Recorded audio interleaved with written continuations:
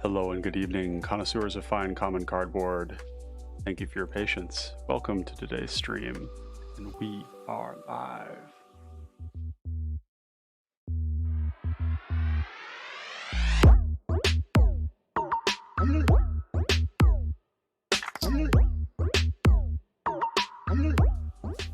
Connoisseurs of fine common cardboard, welcome to today's stream. I'm so pleased to have you all here today. Praxia, welcome to chat, also known as Thanatos. Kind of a thin trickle of people headed in here. I wasn't super active on the promotion on everything, so we'll see as folks kind of come in. But if you've got friends, viewers who think you think they might enjoy this stream today, we're going to be going into a bit of a special stream, not just because of the content of this commander, but also the approach I'm going to take to explaining and presenting why I think this is such an exciting commander. That is quite underplayed. Not because it's not good, but there's just so much good stuff to play out there in Pauper Commander. So yeah, welcome everybody. Gonna let everybody filter in. And the structure of this is that I've made a little presentation that we're gonna go through. It's not too wordy, not too long, and it's gonna go over some of the thoughts that I had when I was approaching this particular commander, Ravenous Squirrel. And I admit I generally, on these lists in the past, I'd prepare a lot for them and try to bring something in that we could work on a little bit more quickly. And then I realized that a lot of the value of the deck building process was you all experiencing my thought process and my rationale for why I cut or keep cards.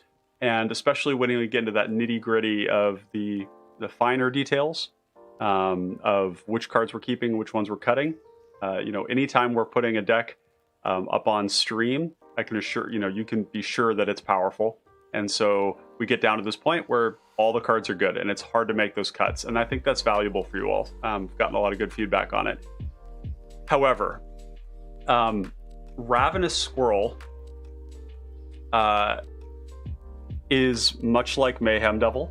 And for those of you that have seen my Mayhem Devil list, or perhaps you've played with it, you'll know that Mayhem Devil is plagued with a good problem, but it's a hard one, which is too many good cards. And a lot of perhaps like cognitive dissonance and scope creep potential. There's a lot of scope creep potential in commanders with broad text, like Mayhem Devil, where it says anytime anyone sacrifices anything, you get a ping. And that's so broad that it can lead you into some really wild places, and you might find yourself actually stretching to meet a lot of different demands and pulling yourselves in a lot of different directions that actually dilutes the power of the deck or takes it in a direction that you may not have intended at the beginning. And it's kind of like, what's it called? The ship of Theseus.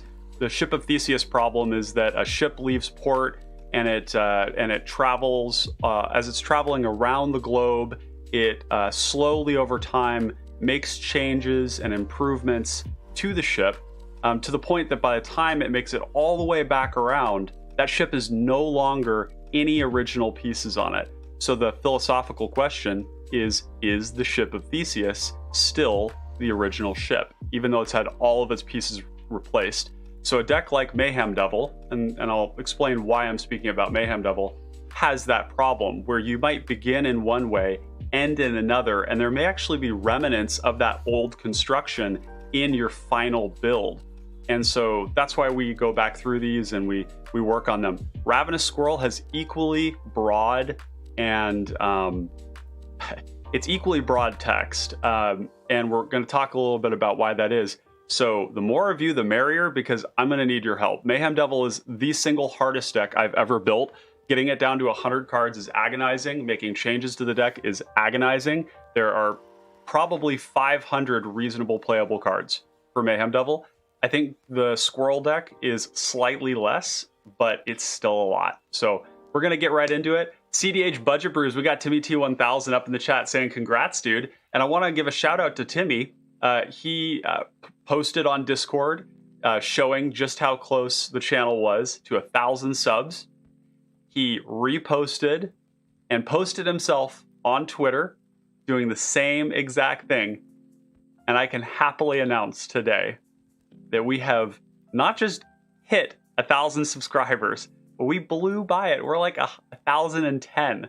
I was watching as more people were joining today. So I just want to share just immense gratitude to Timmy, who is always using his voice to empower and enable the people around him and support the content that he likes. So thank you, Timmy. If you all aren't part of cEDH Budget Brews, or if you haven't tried cEDH before, I recommend trying out his Discord. It's great. There's like 5,000 people in it, so you're bound to get a lot of great interaction in there.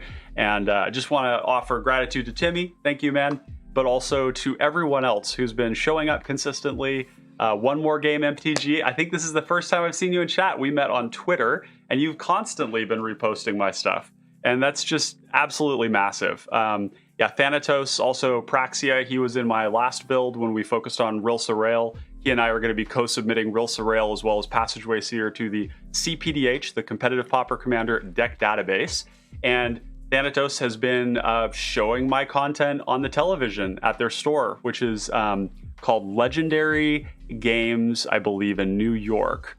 Legendary? No, I think I've got that wrong. Legendary something, but in Long Island, and has been sharing it there, just like Dallas Peterson in I think Pittsburgh, who does that. One More Game MTG says repost for the days. People got to know about the greatness. Legendary Realms, that's it. Legendary Realms. So they do sell singles. So if you are ever looking for something, you can go there and check them out.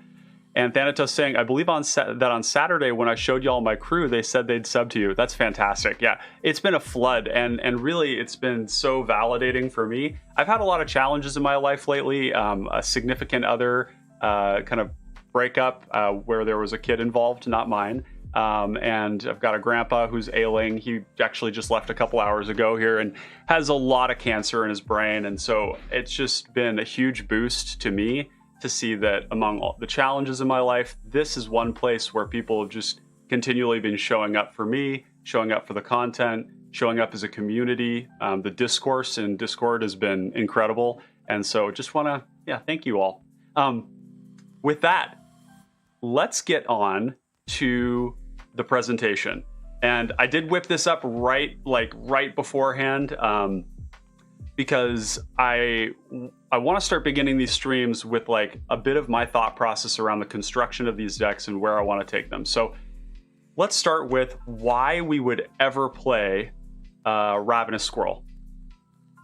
And we're going to go through a couple of different pieces here, and we're going to go through them really quick at the beginning just to lay out our sort of our framework, our design heuristics. And heuristics are like rules. They're like soft rules that you might use to design something, and any sort of deck building patterns that we might explain. And someday, I just want to bookmark this too. I'll be making a video on a concept I'm pretty well practiced in that informs my deck building quite a lot. And it's actually a concept from permaculture. For those of you that don't know what permaculture is, it's permanent agriculture was the original terminology, but it's evolved to mean permanent culture. And one of the heuristics that they use, or concept that they use, is called pattern language. And pattern language is when we start to see things as part of a whole unit, where every little piece is influencing the other units. Another video we're going to be making too is about in the future is about value ordering. So how we're measuring the value of a given card within its context. I'll be doing that one with Neuarch. And so the pattern language tells us and informs us and has us ask these questions about what we have in our deck in ways that lead to better and better outcomes. So Buddha Dragon MTG, welcome, my friend. Glad to have you here again. You're becoming quite the regular. Woot made it to another live stream. Very curious where this build goes, actually. Yeah, and I've had a bunch of people send me their lists beforehand. I didn't look at all of them. I've really just been occupied with family and kind of my own personal stuff the last couple of days. And I know a lot of you have been looking to get in games in the Tryhards Discord, and I haven't been active there either in terms of playing games, because really I just had to kind of focus on my personal life and saw that. So, but we're back. And yeah, so pattern language with the Ravenous Squirrel is going to be informed by a lot of different things similar to the Mayhem Devil. So let's get started on why Ravenous Squirrel is powerful. And the first reason that it is powerful is because it is incredibly inexpensive. It is as cheap as you can get for a commander that isn't 0. It is 1 mana. And this is going to be the starting place for the deck because this informs, through that pattern language, what other cards are going to be working really well. So the next thing we have here is that it's a hybrid costed card. What this means is that unless our only land in hand is tapped, or if our only land is colorless, those are the only circumstances we will not be able to play Ravenous Squirrel on turn 1. Turn 1 Ravenous Squirrel. Buddha Dragon says, oh, that reminds me, I need to send in the link for that deck I had. The deck idea I had. All will be one after all. Indeed, yes, we are fast approaching new Phyrexia set. And I have so much content lined up that I might have to start doing more than 2 videos a week during spoiler season, because I'm booked out currently 3 weeks for content, either by myself or with other people. So we'll just have to see, because I think new Phyrexia is already showing to be like pretty powerful, pretty pushed. There's already complaints that it's pushed from the limited cards we've gotten, so we'll see. But exciting either way. So Thanatos says, "Dear Lord, this deck might go crazy with 1." Yeah. Keep in mind that one of the reasons that I point out in Mayhem Devil that it's such a good deck to build is because, for better or worse, WotC is rock hard for non-card permanents, like your sort of blood token, treasure token, food token, clue token type stuff. And the more we get of that, the more disgusting these decks become. We don't have cards like Meltdown or like mass artifact removal in the format. So when we're playing Squirrel and we're playing Mayhem Devil, we're building up this board of resources that can be deployed at any time once our commander comes down. And with Ravenous Squirrel and with Mayhem Devil, that means that all we need to do is resolve our commander with all that stuff in play. And with Mayhem Devil, it means murdering the board. We kill everything that's meaningful if anybody fucks with us, and it's pretty oppressive. With Ravenous Squirrel, we're going to gain a lot of life. We're going to make a big squirrel. We potentially will draw some cards. There's a lot of benefits there. So yeah, decks or sets like new Phyrexia, where we're likely to have even more artifacts printed. They're so strong. They're so strong. So the hybrid cost is huge. This means turn 1 we're going to play Ravenous Squirrel like all the time, and it probably won't die. Because like killing this thing is going to feel really shitty. It's a 1 mana commander. People are just going to cast it again. It just doesn't feel good. Third thing, it's omnivorous, and this is the part of the commander that just seems like, Ravenous Squirrel has made its way into Modern. This is a good enough card for Modern. You all may know that the Oni Cult Anvil decks will play the Ravenous Squirrel sometimes. Although I think that it fell out of favor for other things, but they just basically treated it as a black card in a Rakdos deck because it is hybrid black-green. And so, yeah, artifacts or creatures, it can eat them both. And this is one of those places where we're likely to encounter a lot of scope creep, where, are we an artifact deck? Are we a creature deck? And does it matter if the things that we're doing with them are really powerful? There are places where that will be important. For example, if we don't have that many creatures we want to sacrifice, similar to Mayhem Devil, where the structure of Mayhem Devil is we have all these token permanents that can sacrifice themselves for value. And then the actual creature structure is of a powerful mid-range Rakdos deck. We're not actually sacrificing our creatures in the deck that often. We only usually do it when somebody's killing it, and then we go Village Rites, Recruiter's Bargain, Costly Plunder, Deadly Dispute, that kind of thing, where we're sacrificing our creatures when people kill them, but the creatures aren't the fodder. The creatures are not the food. And that's a really fundamental difference here. So this is probably, the way I want to approach this is probably not a carrion feeder deck. Because what Ravenous Squirrel does is so much better than what carrion feeder does, except for the fact that it costs mana. And we probably won't play that much food because we'll want other quality threats, other things that create tension between, do I kill the squirrel or do I kill the other things that are good? So keep that in mind. Next reason, Ravenous Squirrel is both a passive payoff and an enabler. Ravenous Squirrel is Corvold in competitive Pauper Commander. It's really not that often that you get a card that has both the enabler and the payoff on the same card for Aristocrats. Aristocrats is one of those places where like it's always really close to being super broken. These like instant speed, free, activated abilities that gather you resources can be really disgusting. This one is not free, but it is instant speed, it is omnivorous. It's like, it's okay that it's not free because it's drawing you cards, gaining you life. You can sacrifice anything, you can sacrifice itself. It grows while you do that. There's just a lot. There's a lot going on here. And usually we want to watch for when we play Aristocrats, any sort of archetype where we're sacrificing things for value, for cards that have that kind of text on it. A good example would be like Gixian Infiltrator benefits when anyone sacrifices a permanent, but it doesn't sacrifice the permanents. Body Dropper is another good example of that. Body Dropper is black and a red for a 2/2. You can, whenever you sacrifice a creature, I believe it gets a +1/+1 counter, and then it can pay a black and a red to sack something and give itself menace. Right, having both of those texts on the card is just really strong.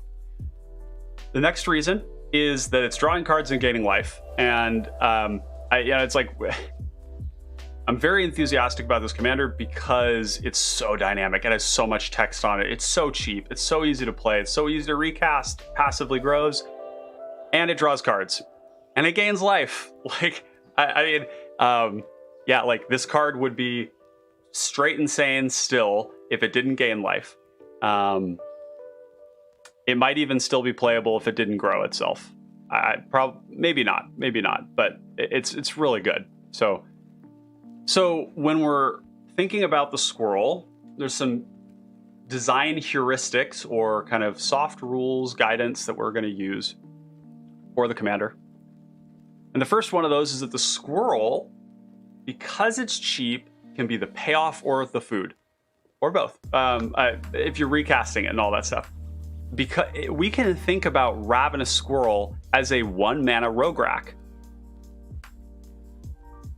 Like, what's stopping us from going turn 1 Squirrel, turn 2 Bayou Groff, turn 2 5/4? Nothing's stopping us. On turn 5, if we don't have anything that we want to sacrifice, and maybe we've ramped once, say we played like a Sakura Tribe Elder, we can play out, say we're at 6 mana, we can use the Ravenous Squirrel as food for a Mockrit Behemoth. Mockrit Behemoth is 5 mana for a 7/6 black menace creature. It doesn't die to anything. It dies to like just like a tiny number of things. It like doesn't even die to Victim of Night because it's a zombie, and it's menace. This is crazy, but it's a 5 mana 7/6 menace, and as an additional cost, you either pay 2 more or you sack a creature. So this is another example of where we can just use the Ravenous Squirrel for food, and it's okay because it's so cheap to recast. We got Marco Aurelio saying, "Ayo, what up, Ryan? My jury deck just arrived. It's sleeved up and ready to go." Marco, my dude, that is awesome. Jury is very interesting commander, and one that I may need to explore a little bit. So, yeah, congratulations, dude, and glad to have you here. So, Squirrel can be the payoff for the food. That's huge. A person who's been exploring a little bit of that with like Rogue Rack that kind of inspired me through the building of his deck was Nate Diggity7. Who is a prominent member of our community, Genius Deck Builder. He has a Rogue Rack deck that uses like, Culling the Weak type stuff. Culling the Weak, Infernal Plunge, Dark Ritual, even Cabal Ritual and stuff like that, Rite of Flame, to like crank things out really early, sacrifice them to play like a turn 1 Vicious Battle Rager. You go Rogue Rack, Culling the Weak, Vicious Battle Rager turn 1, and it doesn't matter like what you have in your hand because you're gonna like get a land, and then you're going to scry 2 to like find your next stuff. It's just powerful. So next thing, Squirrel need not be center stage. Squirrel, the way I'm envisioning it, is going to be surrounded by generically good things. Okay, just like Mayhem Devil. I think this is very similar to Mayhem Devil. It may even be better than Mayhem Devil in certain ways, because what Mayhem Devil struggles with is dying. It gets too scary, too oppressive, and then it gets gangbanged, and you just like, it's hard, because Mayhem Devil, even if it's not in play, being able to play it out represents being able to kill all this stuff. And so even if you don't have it in play, people know that at any time you can play it out, it may resolve. If it doesn't resolve, we oftentimes have a lot of mana and we can replay it again. And then and then they know that their whole board is threatened. That's a really dangerous, it's scary. Mayhem Devil is kind of too scary in some ways.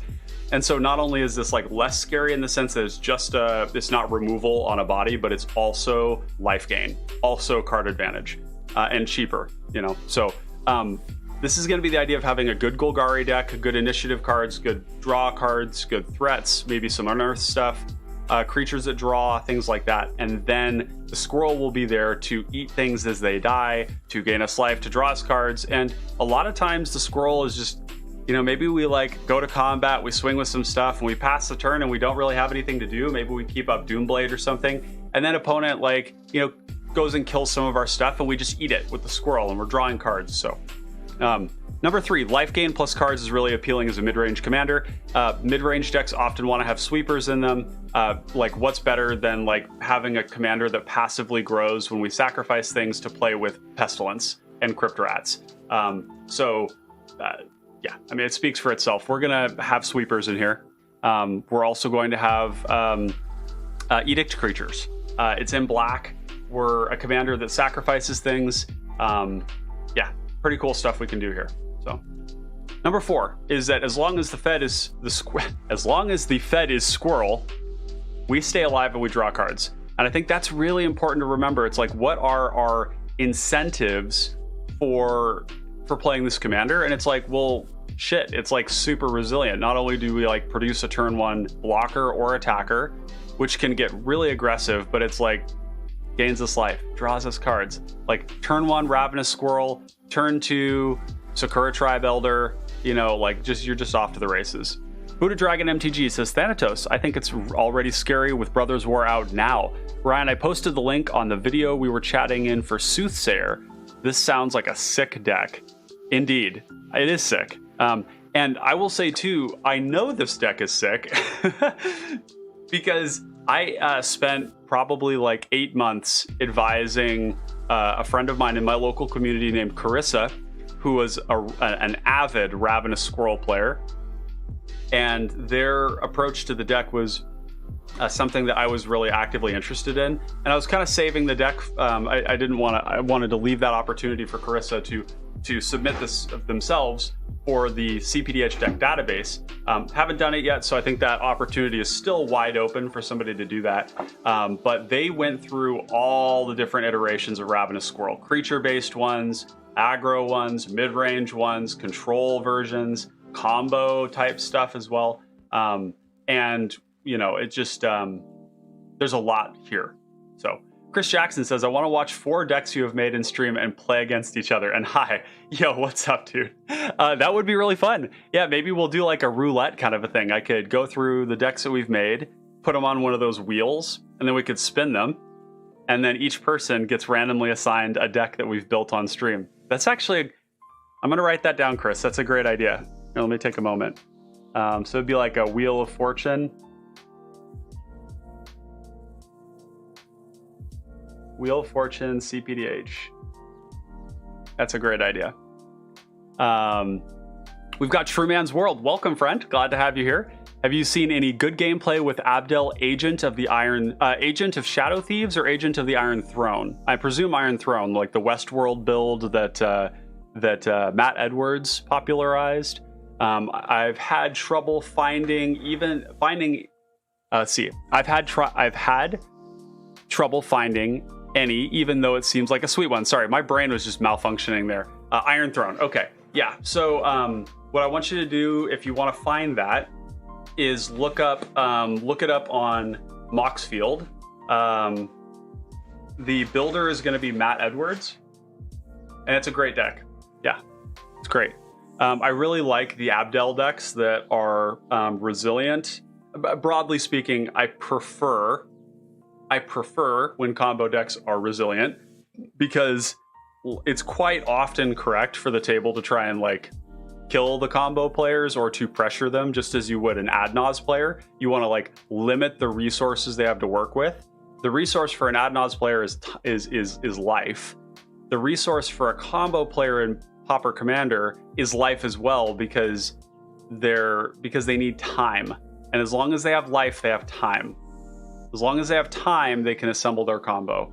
So these decks that have like a combo built in it, but it's not like turbo focused to get to it, and it has blockers, it has removal, it has lots of card draw and tons of ramp, that's what I like. And I think the Abdel Agent of the Iron Throne decks do a really good job of that. They also punish your opponents when you attack them, because all these little 1/1s and stuff just step under the bus and drain you. So pretty sick. Yeah, and then the ways you protect your commander are going to be flickering, which allows you to make more of them. It's pretty synergistic. Kunks990, welcome. We've got how is it against Armix? Are we talking about Ravenous Squirrel against Armix? Clarifying question. Or are we talking about Westworld, the Abdel Agent of the Iron Throne deck? I think Abdel, the Agent of the Iron Throne, might not like this. Might not like Armix very much. But yeah, clarify for me on that, and we'll get back to it. Buddha Dragon MTG says, Chris, I would totally second that idea. That could be a wild video. Yeah, let's do it. Okay, this is the end of the presentation. We're going to switch over to the deck itself. And you can see currently we have Mayhem Devil up on the screen. So let me switch out of that. I was just looking at Mayhem Devil because I wanted to put a link for you all in chat for Mayhem Devil. And you may actually, if some of you want to do this, this would be helpful for me, just so that I don't have to be bouncing back and forth between the two. Take a look at that list and go into considering and see if there's any black cards in there or artifacts that are going to have crossover with what we're doing, just so we don't miss anything. So here's the deck. You can see where I've already got 64 cards in here. We have 106 considering cards. There's a lot more that we could play. There's already 9 lands in here, which means that we have like another 10 slots to fill. What I went and did last night, I was up late, I couldn't go to sleep, so I started thinking about like what are the like non-negotiables for this deck. What are the cards that are just like so good that you just wouldn't leave home without it?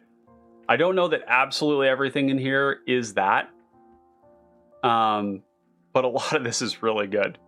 Okay, so some stuff that I just never see us ever cutting. Okay, Crypt Rats, Pestilence, Tordex is going to be fucking cracked in this deck. Blood Fountain is amazing. Card is insane in this deck. Mortuary Mire, Witch's Cottage, Mortuary Mire, and Haunted Fengraf are a trifecta that you like. This package here of like Tortex, Witch's Cottage, Mortuary Mire, Haunted Fengraf. This right here is like core auto include black deck almost always, like 95% of the time. Because like even if you only have a certain number of creatures, you probably still want to have Mortuary Mire to like pick one of them up. If you don't have that many creatures, it might be that you're a combo deck, and if that's the case, then having Mortuary Mire to get a combo piece is really good. Like pick up a Peregrine Drake or something if you're in blue-black. Haunted Fengraf puts it into your hand right away, which is nice too. Also, keep in mind that Mortuary Mire and Witch's Cottage can do a pretty cool trick with the Throne of the Dead 3, where you put a creature from your graveyard that you really, really like on top with Throne of the Dead 3, and then when you flip Throne of the Dead 3, you get to put that creature into play. So if you need a Gary for some reason, and you have a Gary in your graveyard, Mortuary Mire, Throne of the Dead 3, boom, there's our Gary. Blip, he here. So that's a really fun little interaction there. The draw cards, I think, in this deck are going to be an interesting one to think about. Like Village Rites is only sacking creatures, so I don't know if that's good enough. Whereas like Deadly Dispute, Reckoner's Bargain, it's omnivorous as well, and that's pretty important. these are cheaper versions of what Ravenous Squirrel do. So I think we do want them. Village Rites is also just super efficient and super cheap way to get like value off of your commander. Yeah, Thanatos mentioned, I completely forgot about Crypt Rats. Yeah, Crypt Rats is stupid. You like crack this thing for 4 and you're like, oh, and then I sack my Crypt Rats to my Ravenous Squirrel. It's like, I love it. Yeah. So another category that I'm uncertain of here is food. And I will organize aristocrat decks into basically like threats, sacrificers, payoffs, and food. Okay, so there needs to be a balance of those ingredients in any aristocrats decks. So we have the food section here. The heuristic I use to to decide on these ones here, and this actually is not food. This is ramp. Was mainly creatures that produce another body for 1. So 1 mana produces another body. And this is what we're always looking for aristocrats, is something that like comes in and it gives us something when it dies. And all of these do that. Shambling Ghast gives us a treasure. Tickle Thallid gives us a 1/1. Young Wolf gives us a 2/2. So it like upgrades, but there's 2 of them. Nested Shambler. This one is going to be really interesting. I'm quite excited to see. I have seen this before, where my opponent Carissa put a cranial plating on a Nested Shambler and then sacrificed it after combat to make a ton of squirrels. That's pretty hype. Kunk says, yes, how is Squirrel against Armix?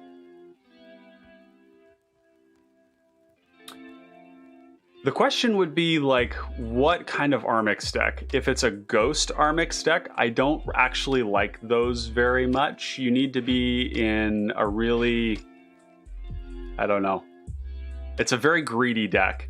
Like Armix does not need to recover the card with Ghost for discarding a card and killing something to be good. So yeah, it's cute that you can like attack with Armix and Ghost, discard a card with Armix, kill something, and then get it back. That's cute. Okay. But it's not, I don't think it's rational or reasonable to presume that people are going to allow you to like even play Armix.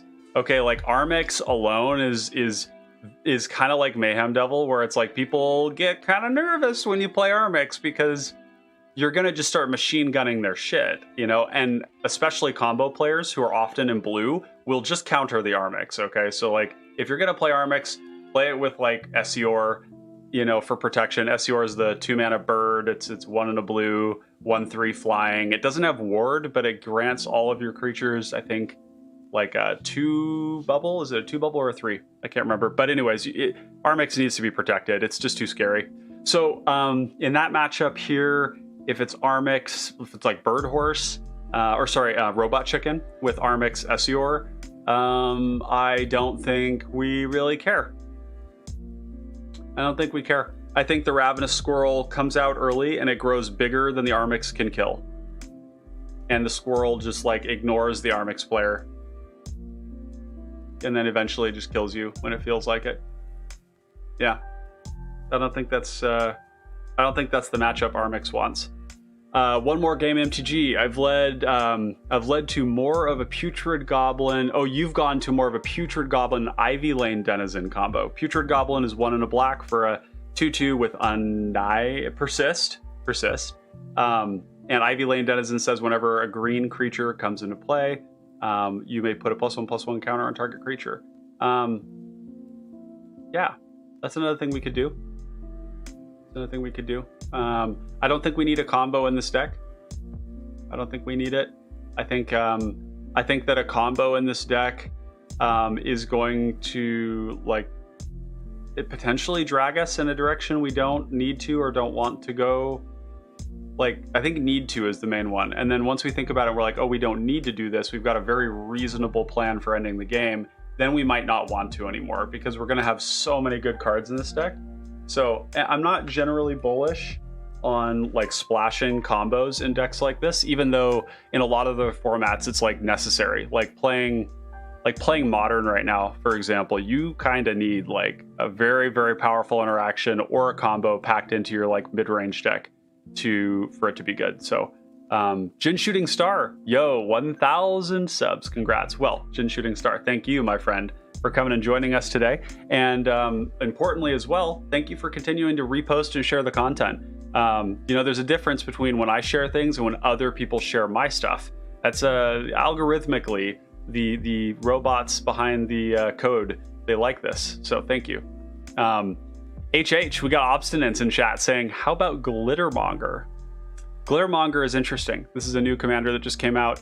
I think we're not going to run off on that tangent just yet, but it is a Golgari commander that at one point was like, I think it was it banned at one point or considered ban worthy? Oh, no, Glittermonger. Sorry, this is the green one that makes treasures.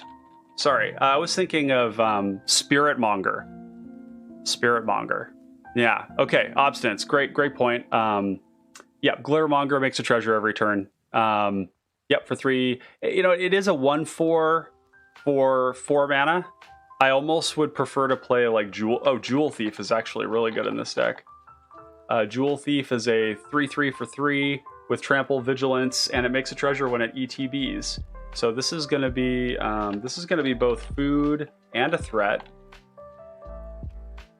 I like this quite a lot. Threats. There we go. Buddha Dragon says, I want to make a big squirrel and swing it at someone and then surprise Tainted Strike. Oh yeah, you're lost in the sauce, my friend. Yeah, Tainted Strike gives Infect for those of you that don't know. Thanatos says, was about to say Jewel Thief. Vigilance is so damn good in Pauper. It is. Yeah, keywords in general in Pauper are really good. They're just great. They are reasons to play cards. Jewel Thief is great. Glittermonger is interesting. There's another one that says, what is it called? Type Artifact. It's a type artifact. It's the one that when something died, you can make a treasure every turn. Jewel-Eyed Cobra. We'll come back around to that one. Artifact type creature. Treasure. It's black. You tap to make treasures. Yeah, Undercity Scrounger. I think this one would be almost a better version of the Glittermonger, the Glittermonger, because this one we can just do it in the turn where somebody has something die and it's 1 mana less for a 1/4. Like a 3 mana 1/4, I'm more interested in. I also really like the idea of us ramping with things that are also a creature. So like if we draw an Undercity Scrounger, we can play it and maybe we need the treasures, but maybe we don't. And then it's a creature that we can like do stuff with. So yep, Undercity Scrounger. So we're going to drop this one into considering. God, Merit? Gonna have to consider that one too. No, we are not playing Marching Duodrone. Sorry, PDH pals. Gleaming Defend Barrier has always been interesting. Like it's a big body. When it dies, it's like making a treasure. It itself is a creature, so it's like 2 different things we can sacrifice. It might be good enough. I actually think like at this cost, I really like that it's big, and that it does, and it's fine that it doesn't attack because it's going to allow us to attack without being attacked back. So Undercity strong for sure. Yep. Chris Jackson says, I'm not sure how this works. To the best of my knowledge, the comparison of formats is bad because you can't compare formats. Let's see. Because you can't compare formats. Oh, sorry. You can't compare formats because they all have their own characteristics, especially 60 card to EDH. Absolutely. Yeah. And actually, there's been some really good discussions about this, broadly speaking, in terms of Pauper Commander, because we're a Commander format, but there's a lot of elements of this format that just do not line up at all with Commander or with competitive Commander. And the issue is that when you make the comparisons between formats that are just so different structurally, as well as like the cards that you play, the dynamics of the games, the power level, you actually do yourself a disservice as well as others, because it's just misleading. It's kind of a red herring for a discussion that takes you in a direction that doesn't actually aid you in building a deck. So yeah, you're totally right. The comparisons kind of fall short. And I think that in Pauper Commander, I generally want to see that if you're playing a combo in like a mid-range deck, those cards have to be just perfectly reasonable and castable and powerful and synergistic with what you're doing as it is. while also being a combo card. That's my heuristic for it. So, Fat Panties, welcome. We got 2 cards in the if 2 cards if they attack or deal damage, they make a treasure. Yep. So Zentarim Bandit and Horde Robber are both interesting cards. Jin Shooting Star says, I said Popper and Popper Commander. I said Popper in Popper Commander. I'm not sure I understand. Let's see. What did I miss? Oh, I see. Okay, yeah. Vigilance is so damn good in Popper Commander. Yeah, it's also good in Popper. It's fine in Popper. It's nice when you've got Monarch, and the initiative is still around. So Buddha says, how about both of the Wellsprings? ETB, LTB triggers, ramp and draw twice? Absolutely. And Reborg Repossession is really interesting because we could actually get back like a Pestilence with it, as well as some of our artifacts. So that might be good. So yeah, as you guys can see, like tons of recommendations. This is going to be painful. I'm just telling you now, like this is going to hurt all of you as well as me to make this deck, but we're here for the pain. So let's go ahead and get the Wellspring. The Wellspring's here. Sorry, Wellspring. We're going to get both Ichor. I think Ichor's great here. Anything where it's going to... well, this is both an ETB and when it dies, you're drawing cards. So this is a lot. Yeah, Mycosynth Wellspring, also great. Slightly less high value than this, but it's still really good as a turn 2 play. Chromatic Star and Compass...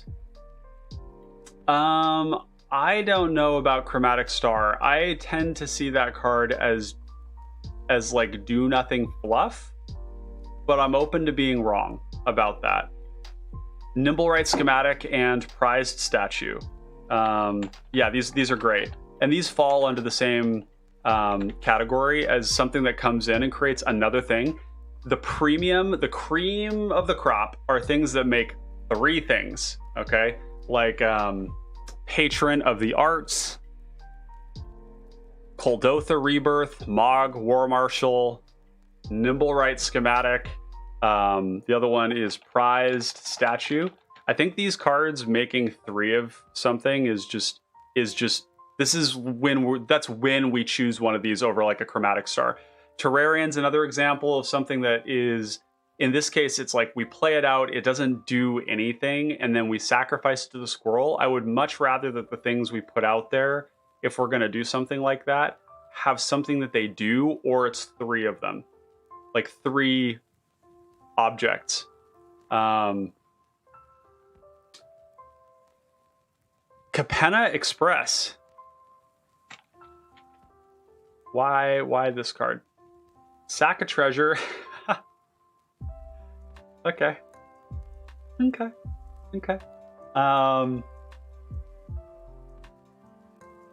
Yeah, we don't need to filter. Yeah, that's the other thing, is like the modes that they offer is not that good. Capenna Express is interesting. I'm not super compelled. We'll put it in considering. I mean, the thing is that like those incidental treasures could just be like cards. We could just like cast cards from our hand or draw cards with them. Maybe.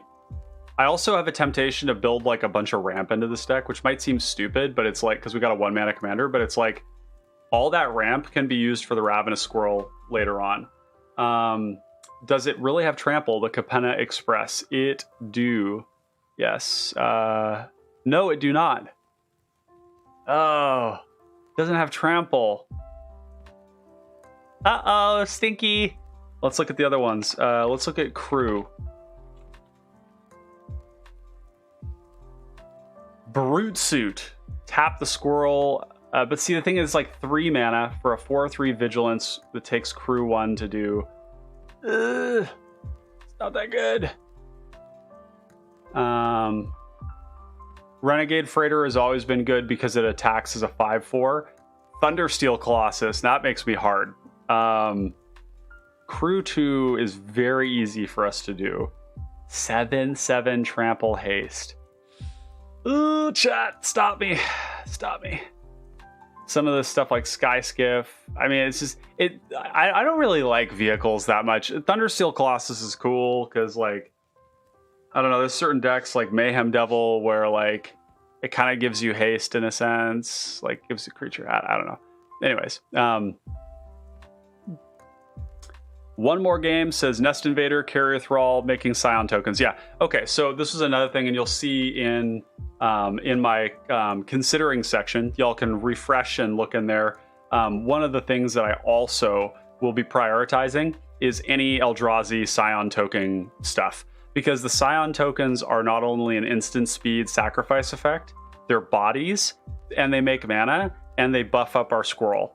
So I think that like cards like this one, like Kozilek's Predator, just seem insane to me. This is 3 bodies. Kunk says, what is Armix Ghost? Yeah, so Jin Shooting Star, a Dimir pair that excels in killing your opponent's creatures and recovering the card you discarded to your Armix. Yeah, so Ghost, so Armix says you attack and you discard a card, and then you give -X/-X to target creature your opponent controls that you're attacking. And Ghost says whenever you attack and deal combat damage to a player, you can take a card that left your hand from discard or was like milled there into your graveyard, and bring it back to your hand. So you create a loop where you kill a thing every turn for free, which is spicy, but it's not realistic. Play Rancor. So Rancor is an interesting card. I'm open to playing Rancor. My worry with Rancor is that when we put it on something big, people will just kill it before the Rancor resolves, and then the Rancor loses its target, and then it's not that good of a card anymore. Like, Rancor is like at its best when you just get it back over and over and over again. So I'm open to it, but I'm not sure that we'll have room. I might prefer to play an equipment that we could actually sacrifice later on. Chris says, I'm struggling. I'm also struggling. You're using a lot of names in half. I don't know the cards, sadly. Oh, I'm sorry. Yeah, so yeah, the cards that we were talking about there, Armix, Filigree Thrasher, and Ghost of Ramirez de Pietro. Yeah, sorry, I am using some shorthand, and I'm trying to drive that habit out. I know some of you are going to be newer to this, and so I want to make sure you all understand what I'm saying. Buddha Dragon, Horned Helm should definitely make the cut. No point in having a giant squirrel if it can be chumped. I agree. Yep, although we can consider an alternative, which is a card called Gilded Pinions. And I joke that this is like my latest favorite 2-mana rock. It's a 2-mana, makes a treasure when it comes in, and then you can equip it for 2 to give something flying. So I think this is great. Night Soil can control graveyards and make fodder. Yeah, Night Soil is great. Ooh, it's really good here. I really like Night Soil. This is a card that I want to see more people playing in their decks right now. We've got to switch the printing so we can actually understand what's going on here. But yeah, it's 1 mana, instant speed. You exile 2 creature cards from a single graveyard, and you make a 1/1 green Saproling creature token. So this, where Night Soil actually is like at its prime, is when you're like exiling like creatures out of people's yards that they want to be reusing. Yeah. Or, I mean, some of the Azorius combo decks have like late to dinner in them. So if you kill their Peregrine Drake or their Archaeomancer, then they just late to dinner and bring it back into play and just win. So there's usability there. The only problem with this is that it does take 2 creatures. It's only 1 yard. You can only exile creatures, and it's kind of expensive to get the effect. You know, it's like, this is like an engine that could last us a long time in this deck. So maybe we play it just because it goes so deep, you know, in terms of the mid-range control or late game plan. Jin says, unlike competitive Pauper or competitive Commander, people will kill Armix in competitive Pauper. Oh, absolutely. Yeah, and the math is simple. If a person doesn't want their stuff to die over and over and over again, they're going to look at that 1 kill spell or that 1 counter spell, and they're going to be like, this is worth 4 cards to me. And they'll just do it. Yeah, Night Soil I think is good here. I was thinking too that like ideally our ramp is creature based, you know, because then those are like threats. They're things that we can eat. They're blockers. So like instead of mana rocks, we might play some mana rocks, but like, yeah.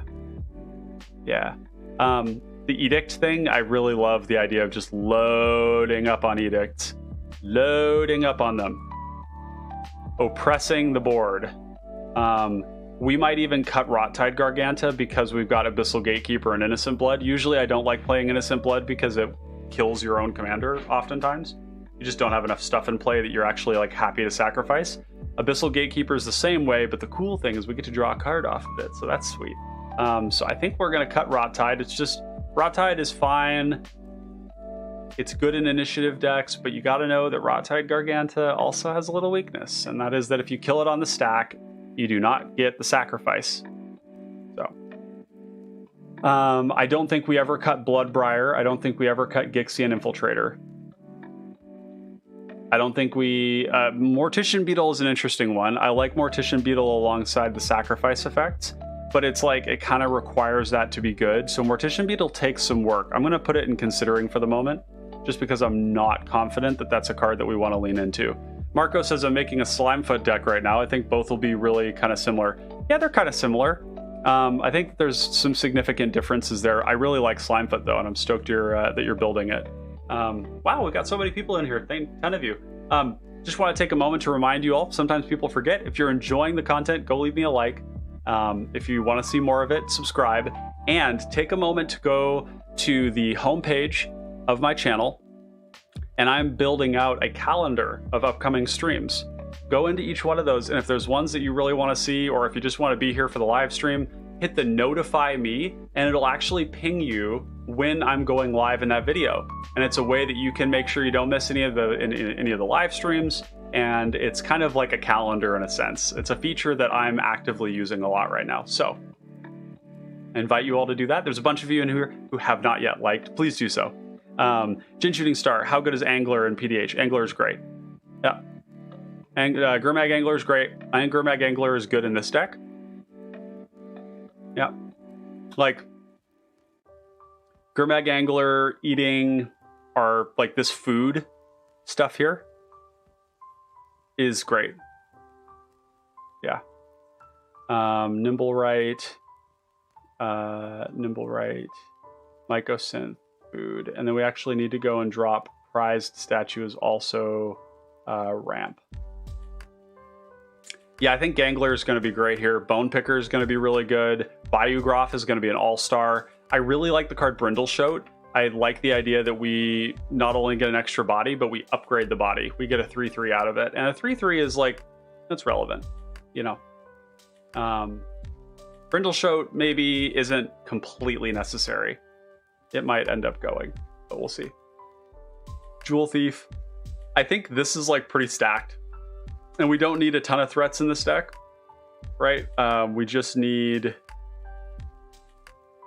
because like the squirrel is a threat too, but these are all pretty like durable. You may see here that we haven't gone deep into, Hooting Mandrills. Great recommendation, Fat Pants. Yeah. Fat Panties, Fat Pants. I'm gonna call you Fat Pants for a moment. Hooting Mandrills. This is Hooting Mandrills is the smaller Gurmag Angler in green that has trample, and it's worth playing. So we'll be sad when we have both of them, and there is some tension between like our Tortured Existence, Blood Fountain, Recursion package, the Edicts, and like eating our graveyard for playing big threats. But these are like, they're really good. They're good cards. I think protection-wise, I am not even convinced that we necessarily need all of this. There's a part of me that says maybe we just keep Tamiyo's Safekeeping and Vines. Tamiyo's Safekeeping is pretty sick. You can protect like a Pestilence with this. It says permanent, gains you life, gives it hexproof and indestructible. So you can protect anything with it. You can protect an Oubliette with it if you want to just like drive your opponent up the wall and make them flip the table. Is they go to kill your Oubliette and you go, no, no. Your commander stays gone in les Oubliettes. My intuition is saying Ranger's Guile and Snakeskin Veil are not good enough. Tell me, chat, if you think that you agree with this, but I'm going to do it. I also have a Whisper Silk Cloak here. I think in this deck, Whisper Silk Cloak is going to be really good because, yeah, you like play it and you try to equip it to the squirrel and they kill the squirrel. And then you like replay the squirrel and you try to equip it again and it's a 1/1 this time. and they're just like, sure, you can have it. And then you have your sack outlet, and it grows itself. You don't ever target the squirrel, and then it's unblockable. It gets abnormally large. It's hard to like edict away your creature because you've got all this other shit going on. I think Whisper Silk Cloak is pure gasoline. Gasolina. Got Snuff Out, of course. Tragic Slip. I don't think we have enough black cards in here to play Spinning Darkness, and I think it contrasts too hard with our other things that we're doing. But we've got Oubliette, Go for the Throat, Feed the Swarm. These are classics. Tragic Slip should be just very easy to turn on. This is -13 if Morbid is on. So I think that's good. I was looking at the Graveyard Hate, and I really like actually having Relic and Spellbomb here, as well as Crop Rotation. Crop Rotation. This card is so good in this deck. Chat, you know what we're putting into play? Yes. Opal Palace and Study Hall. Not to mention that like end step going like Witch's Cottage or Mortuary Mire off of your off of Crop Rotation allows you to like put a Slum Reaper into your hand, basically. It's really good. It's also instant speed Bajuka Bog. If you need to exile a graveyard and it's not something, and it's like a loop more that isn't going to kill you in one turn, then what you can do is you Crop Rotation. If you already have Bajuka Bog in play, you Crop Rotation for Golgari Rot Farm end step, pick up the Bajuka Bog, and then during your turn you just main phase it. Gingerbread Cabin's going to give us a food. I think that's also like worth playing. Also another Crop Rotation target that gains us life in a pinch. Season of Renewal. I know which card you're talking about. I don't know. It's good. And so is Urborg Repossession. It's instant speed. I'm going to drop this in considering. Instant speed, return one. It's one or both. Return a creature card or return target enchantment card from your graveyard to your hand. This is actually this actually doesn't work because we would want something more like, oh, what's that card called? It's something Find. It's black, and you can return an artifact and a creature to your hand. That would be the one we'd want more. Okay, we're gonna look for it. Color equals black. Type is not a creature. Oh, Ashes to Ashes is great in this deck. Fuck yeah, I love this card. Those of you who don't know this card, it's exile 2 non-artifact creatures and take 5. Sorcery speed. Very high value.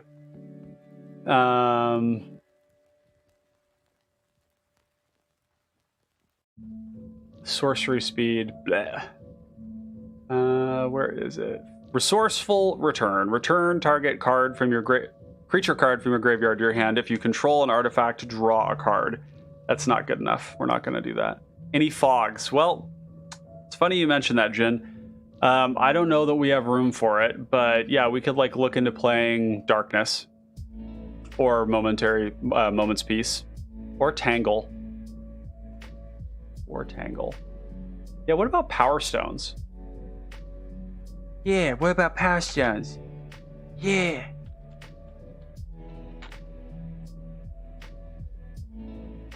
Oh, this is great. Argothian Opportunist creates a tapped Power Stone. Oh, it's such a shame that Power Stone Shard is just worded the way it is.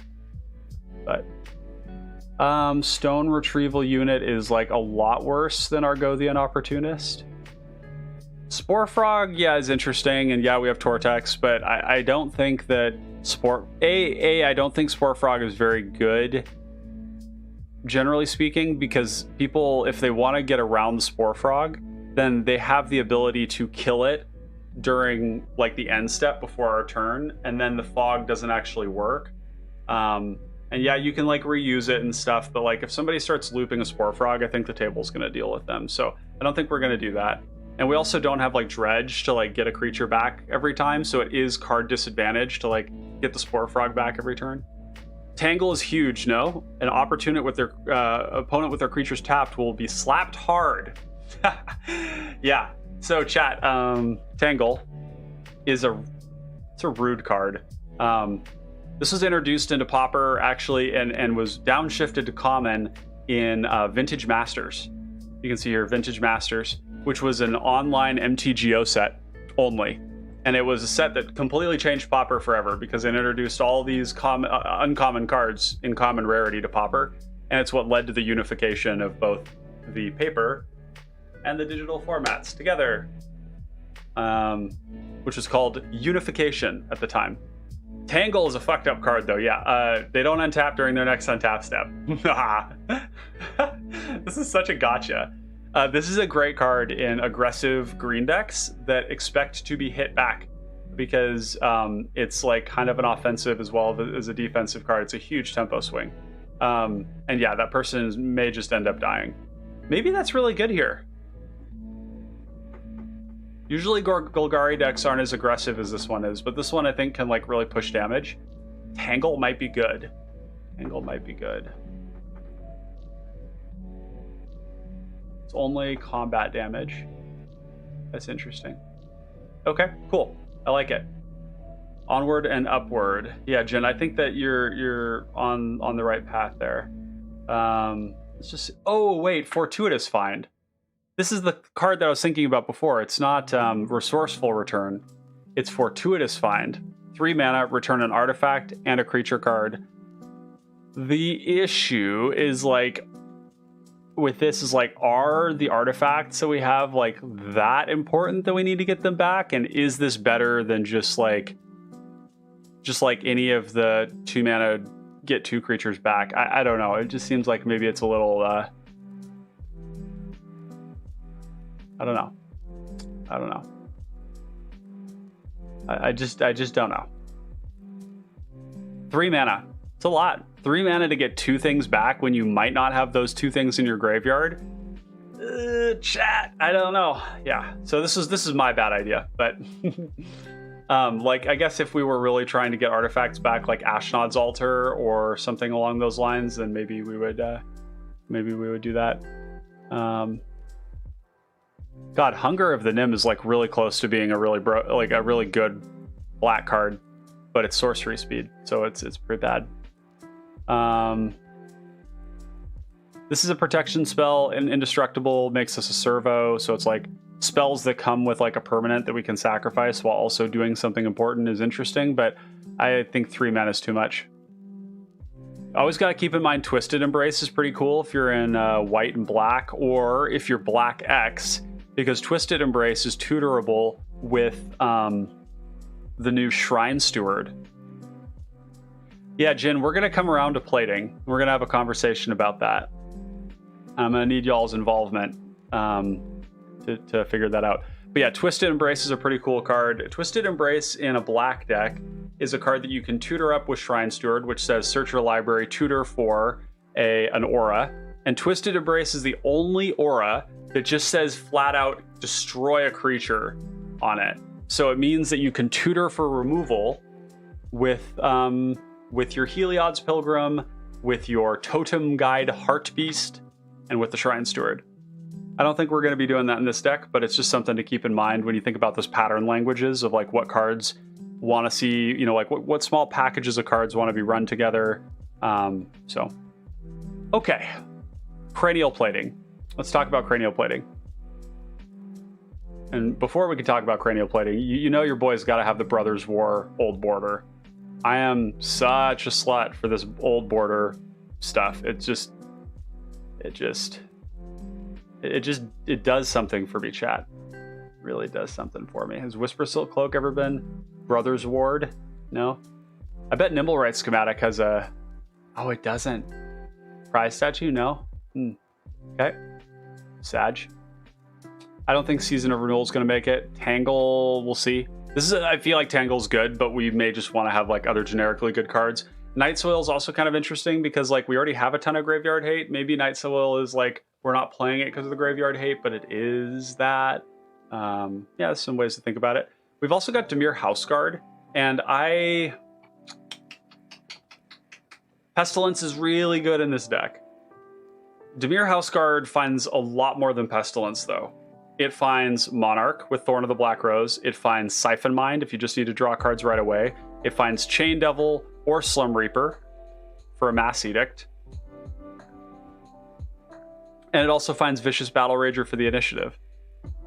I think Dimir House, it's also a Sacrificer, which I don't think is that good. It does have evasion. Creature sacrificing, not that relevant in this deck. But it's like I don't know. We'll see. I think it's pretty good. It's like kind of a generically good black card because of what black tends to be doing. Okay. Boy, that's some thirsty business talking, am I right? So, okay, so cranial plating. Yeah, let's go back to talking about cranial plating. I got lost in the sauce there. We're eating a lot of our artifacts. So maybe cranial plating isn't...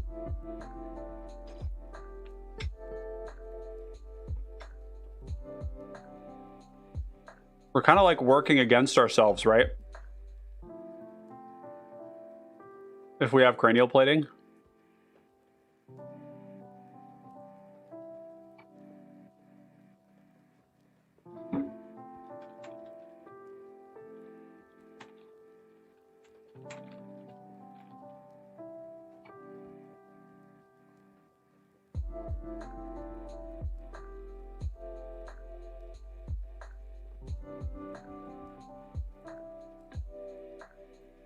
Wait, what the fuck is this? This is a common?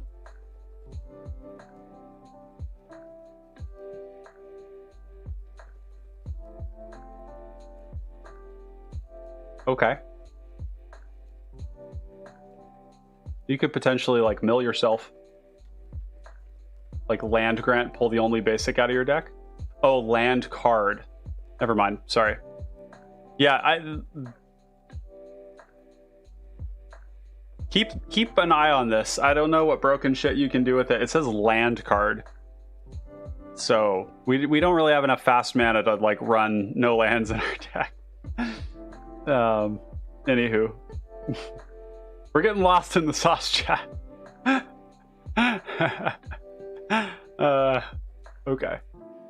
I didn't get to eat dinner. I'm sorry. I have to eat.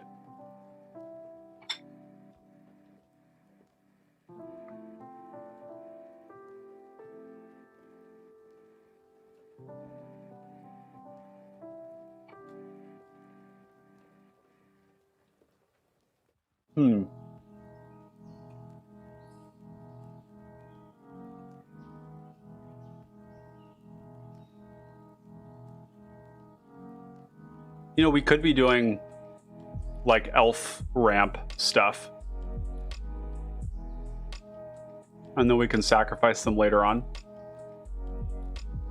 Bindhorn, Mystic, Elves of Deep Shadow, that sort of stuff.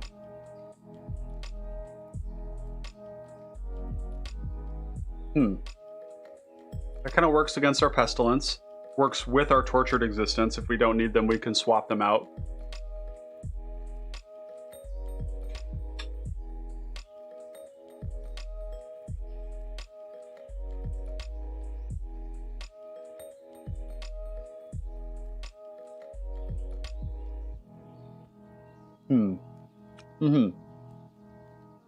Alright, so Horde Robber and Zentarum Bandit was something that somebody brought up earlier. And unfortunately, I think the fact that this requires that we like get to an attack step and then we have to deal damage makes this like an exceptionally bad top deck in the late game. Yeah. I think that's why I cut it for Mayhem Devil. It just felt like dog shit when it wasn't on turn 2 or turn 3.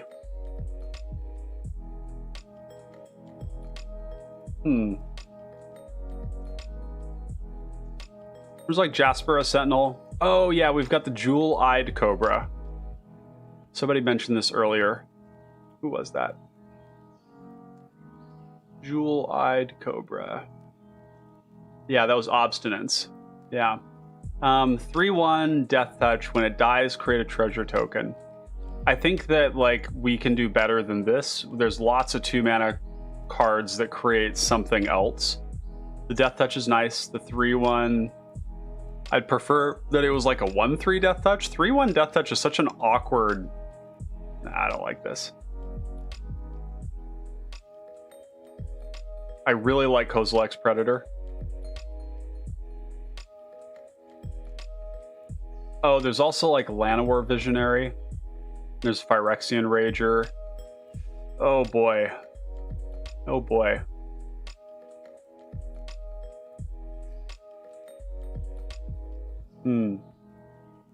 Damn. Okay. Yeah, this is going to be hard. We're going to have to kind of strap in for this one. Ladies and gents. I get disciplined here.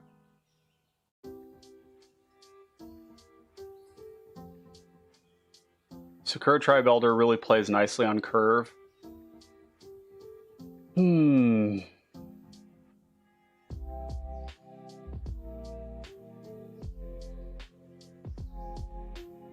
Oh, here it is. This is what I was looking for. Underseller Myconid is a new card. Enter the battlefield or dies. Create a 1/1 Saproling creature token. Yeah, no, you're... Yeah, Praxia understands. This deck is pain. Oh man, it's just like 400 cards. They're all good. Oh god. These like Whisperer of the Wild, what's the other one? Elysian Caryatid are interesting, like power 4 or greater. Like we can get there pretty easily with the squirrel. Before I sent it to Discord, I had 200 cards. But like maybe Jaspera Sentinel.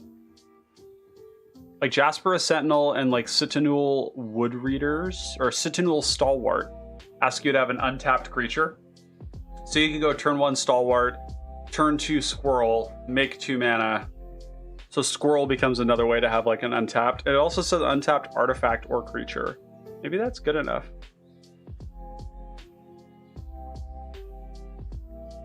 I want to have like some way to get ahead on mana, but I'm not sure if we want to do it through creatures. It's like, what else? Like these are... Alright, the issue with like Elf Ball ramp strategies is that like when somebody wipes the board, they've like destroyed your ramp. When we wipe the board, we destroy our ramp. That is muy mal. It's very bad. Whereas like at least the Llanowar Visionary like gave us a card. Or like the Nest Invader ramped us, you know, and like had like a slightly relevant body. Maybe not.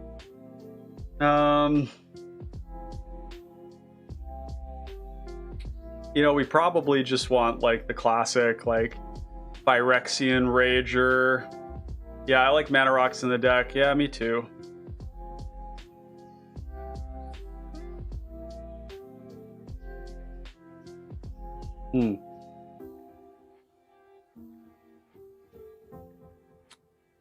Whoa, I just got so lost in the sauce here. All right. We gotta refocus. Okay, Elf Ball is also working well with like our edicts and stuff. So that's a good thing. Let's just get the ETB draw card. So like, yeah. Phyrexian Rager, we play that. We could, oh, there is, yeah, I like the Mana Rocks in the deck because eventually you can sack them to the Squirrel. Yeah, that's like a really nice part of ramping. And it feels like I don't know what the balance is supposed to be to, you know, where we can have both like ramp and, you know, this cheap commander. Need stuff to do, I guess. Maybe that's not an issue.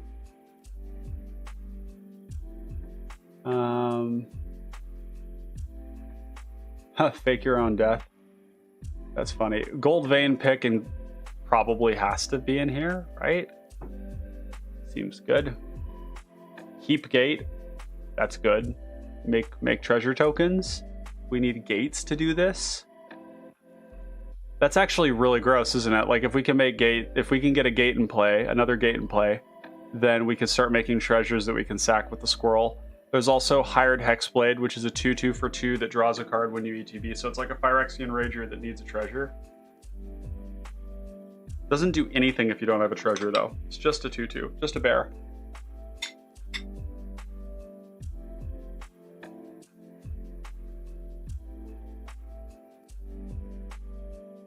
Merit is starting to look good.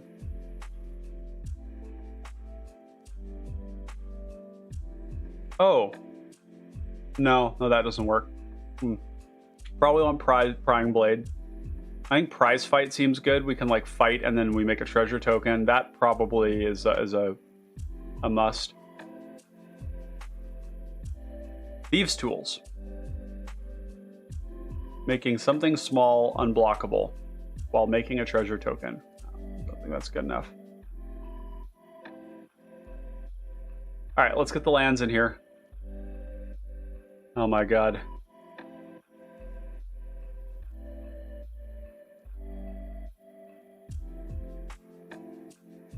Okay, where's my lands at?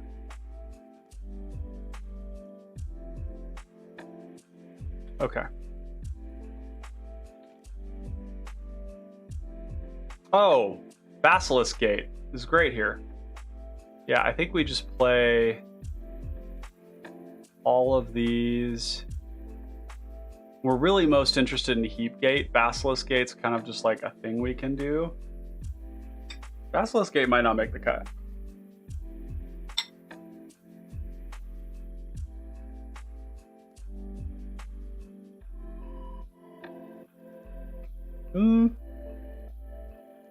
We don't need this. I don't think we want this. There's not that many gates. Gateway Plaza is a command tower that is tapped. I think Heap Gate is good enough that we'll bend for the plaza, but we're not gonna... Well... I mean, Heap Gate at the worst is untapped. So maybe we're just hoping to stumble into one of these and we can like crop rotation into it later. Oh. This is an expedition map deck.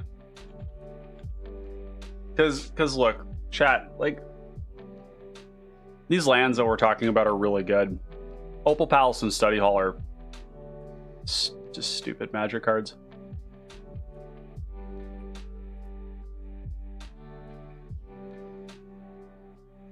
And it's something that we sack as well.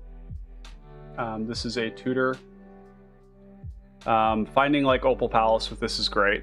Opal Palace online early is going to mean the squirrel is going to come in like large and in charge, and it's going to be really frustrating because like Sands and Oubliette, like what do you do? Yeah, Jin Shooting Star is very right. In fact, I'm just going to pin this for posterity. Opal Palace is so damn good. Yeah. Oh. All right, we're just gonna get. I'm just gonna throw a bunch of swamps in here. So we're probably like 34 lands.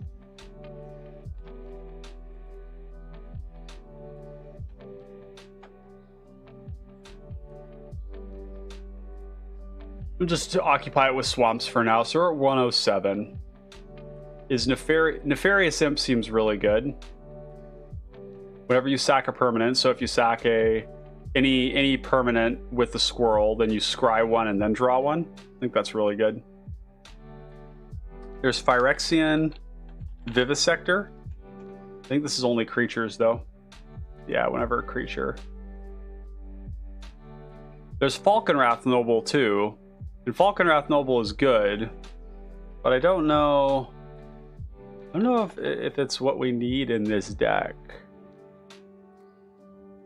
I'm going to ask you all about that.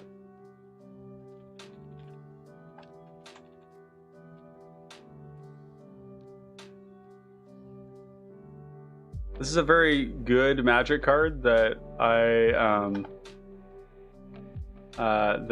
think we need to be...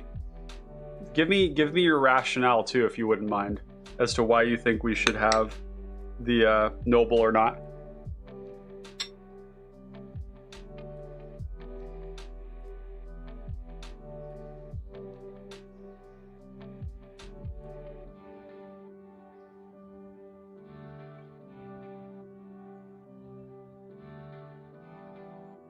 I'd like us to have more removal in here too.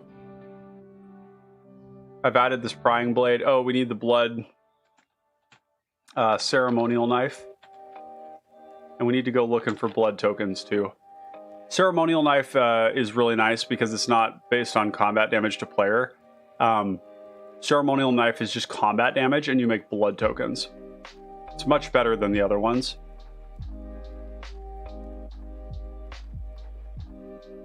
So Jin Shooting Star, there is only like 2 blood artist effects, I think, in the whole format. One of them is Hissing Iguanar, the other one is Falconwrath Noble. So it's only one. Here. It's just that it has usefulness in other ways, right? It's not so much about like our creatures, it's about everybody's creatures, including us. So, and it's a flyer. I'm asking about Falconwrath Noble, and I'm like starting to like get a no vibe, even just before looking at chat here, because like we gain life on our commander, and reason we play Falconwrath Noble is oftentimes because we're worried about dying. It's also it's kind of a black stacks card. Where did it go? Where? Falconwrath Noble.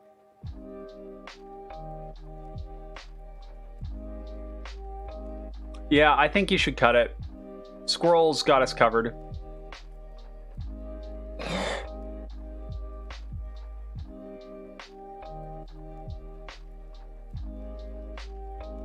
think Glittermonger's not going to make the cut. Myconid will. For it is both le food and le ramp. I really like stacking functions in this kind of a deck here. So something like Llanowar Visionary, drawing a card and ramping. Argothian and Opportunist is also nice that way too. Yeah. Hooting Mandrills is le threat.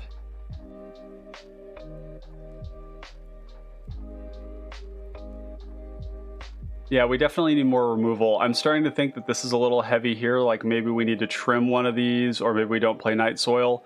Night Soil has a nice stacking function. Relic. You know, interestingly enough. Okay, so Relic doesn't actually work that well with Ravenous Squirrel because you exile it. This is not good. Cutting that. We've got Pointed Discussion makes the blood token. Forbidden Fruit makes the food token. That might be a little cute because Forbidden Fruit is just a worse draw effect. But anytime there's a game object that we create, we can sack it for value later on. So it's pretty good. Entourage of Trest and Monarch. I really like both of these cards just generically, even though I don't know if we necessarily want the Monarch. Because both of them play into keeping it. Thorn has Death Touch, has a big booty. Entourage has a big booty, and it blocks 2 things at once. And it's a 4/4. So, I kind of like these cards. They're great to flip off of Throne of the Dead 3. Feels so good. Flipping Monarch into play when you complete the dungeon. Like, here we go! Alright, yeah, let's look up O Blood. O token. Yeah, alright. Yep, no Falconwrath Noble. We're moving on. Moving on with our lives. Falconwrath Noble, good card. Falconwrath Noble, not need to be here.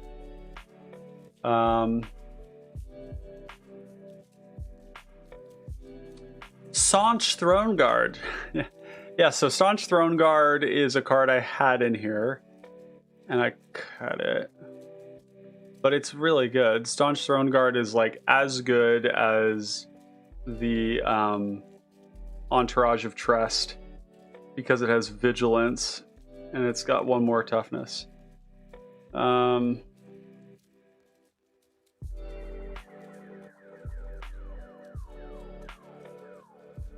Jeez. This is so overcosted in its sorcery speed. That's so bad. It's so bad. So this is the 2 blood tokens is kind of alluring. The blood servitor is kind of interesting. Blood token when it comes in, but that's like a lot worse than Phyrexian Rager. You know? Body that makes a blood token that we have to like discard to get value from. Blood Crazed Socialite is cool in concept, but you just don't have extra blood tokens to sacrifice to make this girl as scary as she looks in this picture.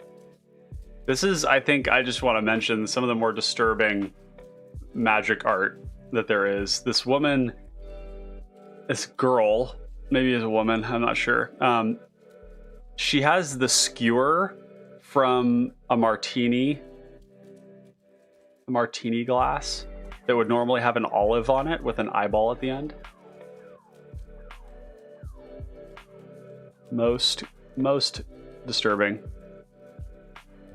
Okay. Yeah, Staunch Throne Guard is really good. I think Monarch seems really good. I really like Monarch. Part of it too is like part of the reason that I like Monarch in these black decks is because the black Monarch cards, including Staunch Throne Guard, are just good at keeping it. So like, yeah, there's a chance you might hand it around, but I think you're probably going to end up drawing so many cards that, like, generally speaking, I draw so many cards that I like it anyways. It's just very efficient resource advantage, and it's the kind of thing that can like put you completely over the top in a game. You know, you like wipe the board, you know, play Monarch, you just ride that to victory. I've been doing that for years. So like people who don't like Monarch, like I get it, you don't want to give your opponent resources, but like Thorn does not make it easy to take it back, and Staunch Throne Guard doesn't either. And Vigilance is insane.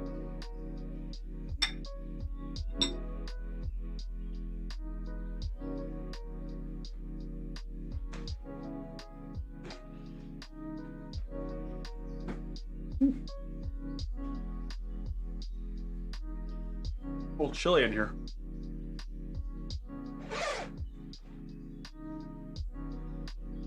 I love it, by the way, that we're calling it Staunch Throne Guard. That kind of pleases me. All right. So what in here is auxiliary? Prize fight is removal. I think prize fight's going to be good.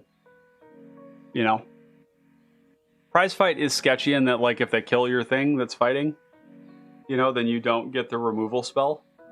But the treasure token is kind of alluring, and if we don't go too deep into that kind of a thing, it's okay to have like one of that effect. Generally speaking, the other ones that I would have would be Victim of Night. So Bake Into a Pie is instant speed, but it's 4 mana.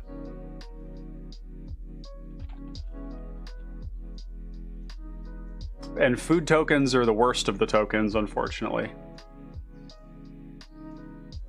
Yeah. There's a number of destroy effects that come with something good. And Bake Into a Pie is the only one that gives you that at instant speed. It's the best of those. But it's just 4 mana, kill spell. I'm more inclined to just like put some like good stuff like Grasp of Darkness, Victim of Night,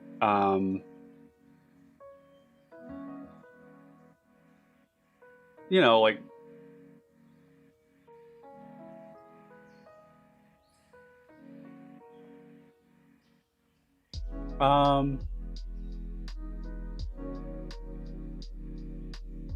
like I'm willing to play prize fight in this occasion here because it's just a slight dilution of our power for synergy.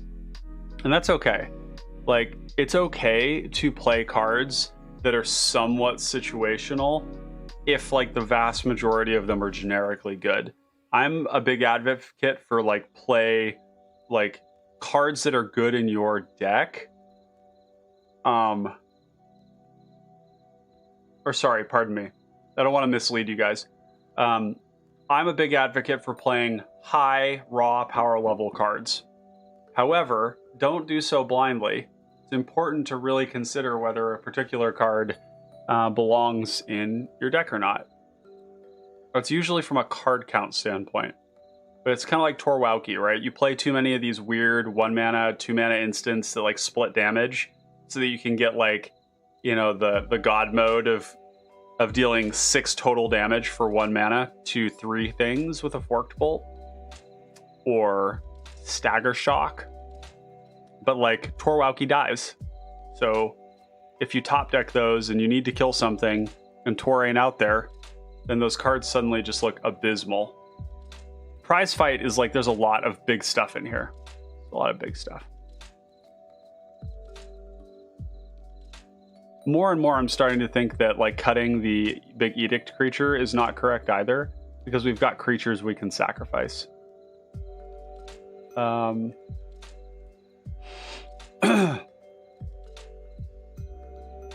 Crypt Lurker is kind of interesting too. That it takes sacking a creature. It's only a 3/4 draw card. Okay, so some of the other ones I was looking at here were Fierce Witchstalker, makes a food, it's a 4/4 trample for 4. It's kind of interesting. The body is like generically good enough that I would consider it. I like the evasion. The question is that better than Owlbear? The correct answer is no, it's not. Owlbear, because Fierce Witchstalker makes a food token. We're almost certainly eating the food token with the squirrel. That's 7 mana. Owlbear does that same thing for 5, for just 1 more mana than Witchstalker. Kozilek's Predator, we already have that in here. Savage Thallid, we're not playing. I don't know why that's in the watch list here. There were some interesting removal spells. Yeah, I wish Witch's Oven was a common. Someday, maybe. I don't think there's anything about it that's... like, Monastery Swiftspear is a better card generically than Witch's Oven, and it got downshifted, so... Okay, there's some interesting fight spells here. Again, like, I don't know how deep we want to go into this, but with a creature with a +1/+1 counter, we can 1 mana fight something. 1 mana removal. There's also like Titanic Brawl, which is the same thing. Except you can fight with anything for 2. So it's a little bit better. Cast Down. Got Gleaming Barrier. Eyeless Watcher. It's pretty poo-poo compared to Kozilek's Predator. We have Orchard Strider, which is pretty cool. 6/4 for 6, makes 2 food tokens. It also basic land cycles. We have Bone Splinters, that's another one.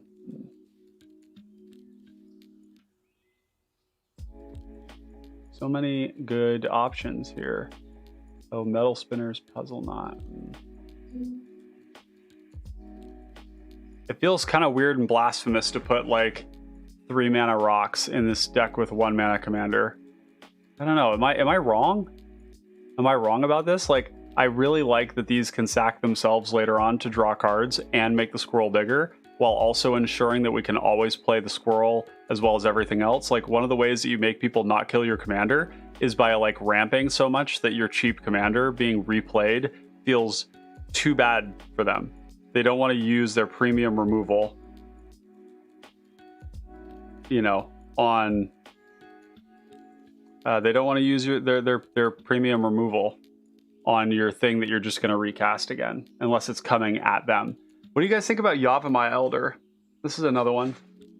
It's getting us 2 lands. It can sack itself. We can sack it to draw a card. So what's kind of nice about the Yavimaya Elder is that Yavimaya Elder is a body. It only does something when it dies, so its only purpose is to die. Whereas like the ETB creatures, once they ETB, you get the thing and then you can do stuff with them. And it might be that they die, but then you got a card from it.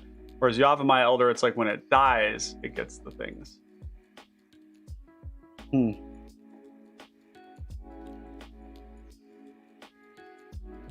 Ginger Brute. Yeah, these cards are all really bad. We don't want these.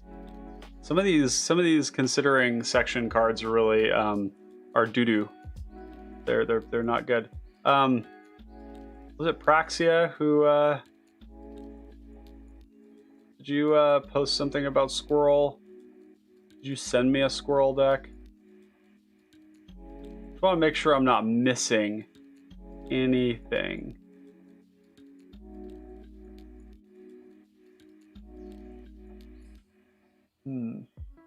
Sorry. Chad, I just looked at Discord. Just go look in cPDH Brewery right now. There's a funny little interaction going on there.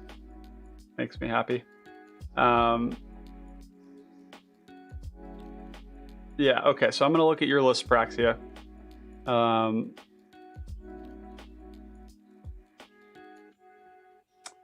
Ever-flowing chalice. You have many ramps. Many ramping, wow. Many ramping.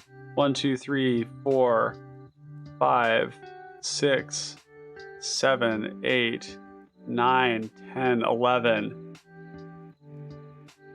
Okay, 12, 13, 14. Oh my god, you're ramping so hard. You have like 25 ramp spells. What?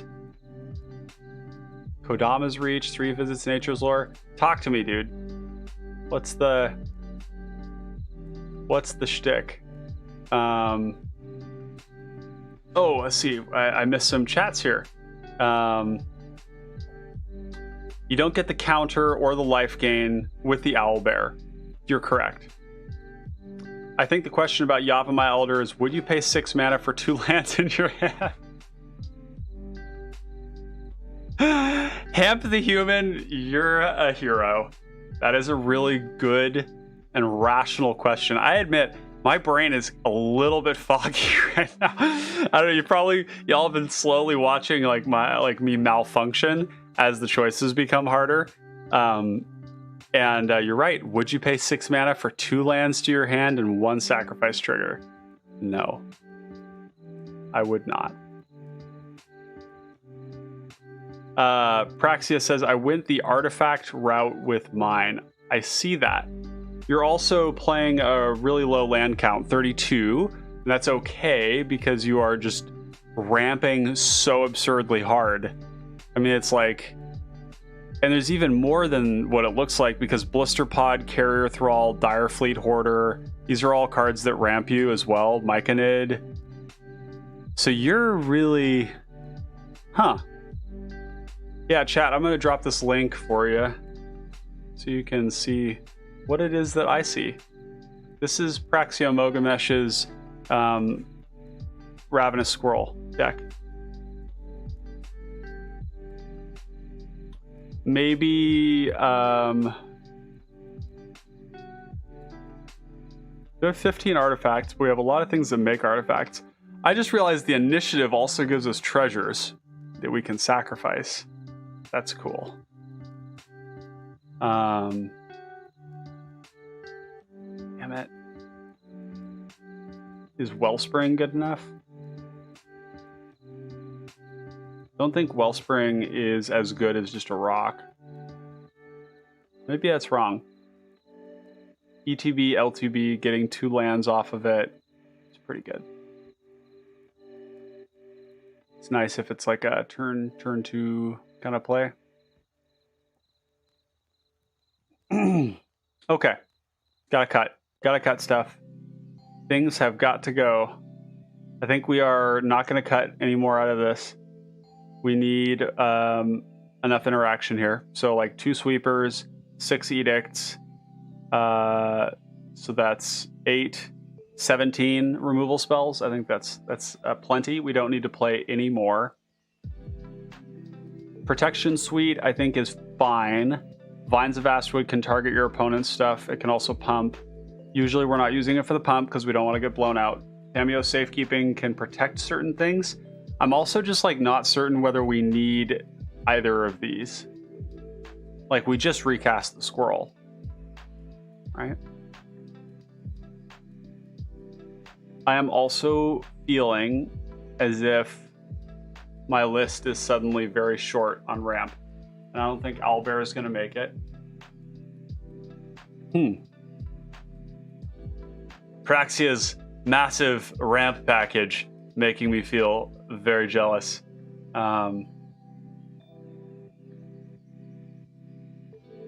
What I'm worried about with that list, though, is that there's not a lot of interaction. There's not a lot of interaction. Oh, Executioner's Capsule is very good here, too. Yeah. But I think we might be able to take some inspiration from the low land count. Maybe we're a little overzealous here in our current land count, and then just like fill in with ramp. He's not going as deep into the sacrifice stuff. He's not playing Rot Tide. I think we can cut Rot Tide. Rot Tide doesn't need to be here. You are doing so cranial plating works a lot better in your build because you have a lot of rocks, and instead of treasure, where it's only a one-time thing, you have like all of these rocks that like stick around until you just want to sack them. Yeah, Executioner's Capsule is great. Oh, that nice black bordered. Yum. Okay.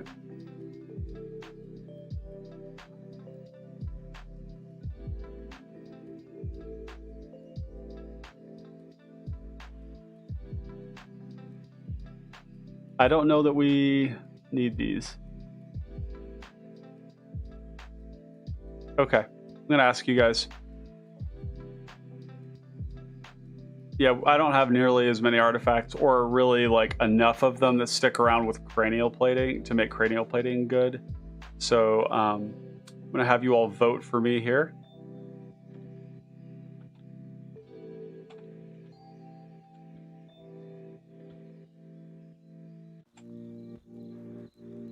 All right, tell me whether you're keeping or ditching the protection spells.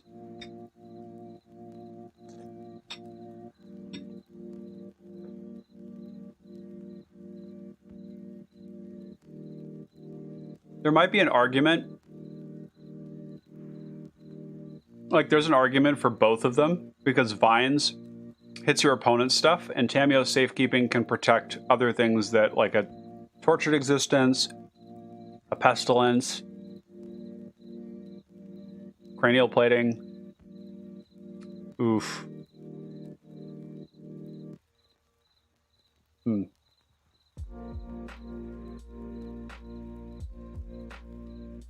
right. Tangle, good card, gotta go. It's not core to what we're doing here. Dimir Houseguard is increasingly looking like it's also not core, even though the things that it finds are really good.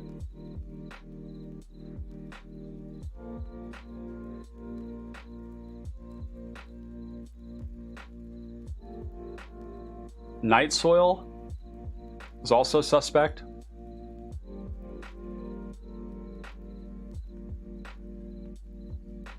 Like, if we're just sacking this for the body, is that good enough?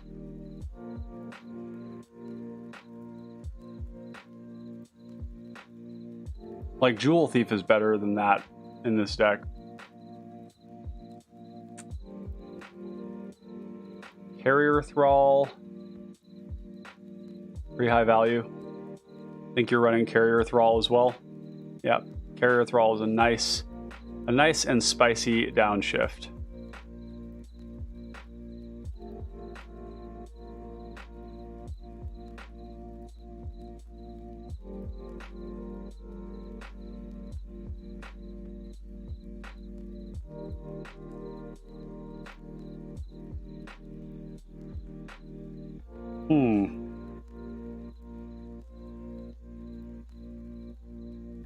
Hamp the Human says, I think you cut the cloak and keep some instant speed interaction.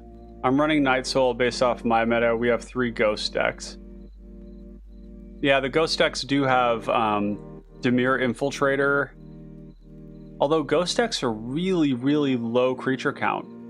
Unless they're like Ghost of Ramirez de Pietro paired with Gormod, or sorry, paired with Tormod, which is often called Gormod, GH. that deck, there are builds of it where you go deep into the creatures and you play Tortured Existence, which is pretty sick. But like generally ghost decks have like 5 creatures in them, maybe. I don't think Night Soil is very good there. Like Dimir Infiltrator and Drift of Phantasms are both cards that they loop that are transmute and they're creatures. But you're not, I don't think you're often going to have 2 creatures in the graveyard to target, and you need 2 of them for 2 gut. Yeah, maybe. I don't know. I don't know that Night Soil makes the, I don't know that it makes the cut for me.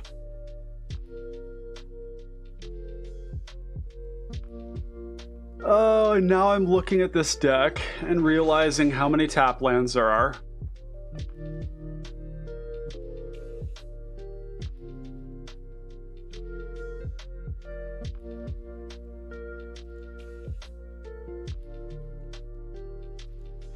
Damn. Tough stuff. I think Foreboding Fruit's gonna go. Yeah, that makes sense, Praxia. There's also the Encore cards. You know, we're gonna go even deeper into the tank here.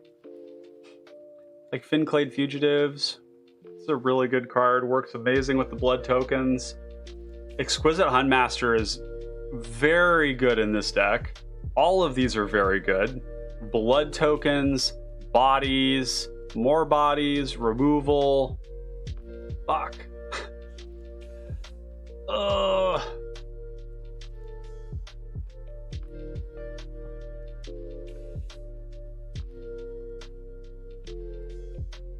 How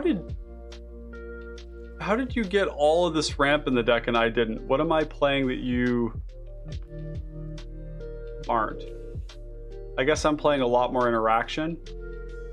So like maybe this is a more proactive deck and some of these like things that we're doing here aren't what we want to be doing. Is this like make squirrel go burr kind of a deck? Oh, Defile is good. Can be good. You have mostly swamps. I don't like the Witherbloom Campus you have listed here. I think that card almost never does anything good. But what I'm liking about your list, Praxia, is that first of all, it's only $53, which is great. I just love to see that. But you've got like all this artifact ramp, and cranial plating is just so worth playing into. You've also got Master Chef. When creatures are entering the battlefield, you give them counters, and when your commander comes in, you give them counters. But I don't think that's core to what we're doing either. Disciple of the Vault, very cool as well. I think I may have gone too deep into this.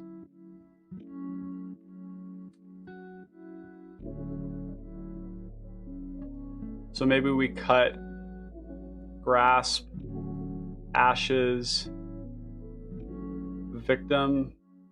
We probably cut Prize Fight.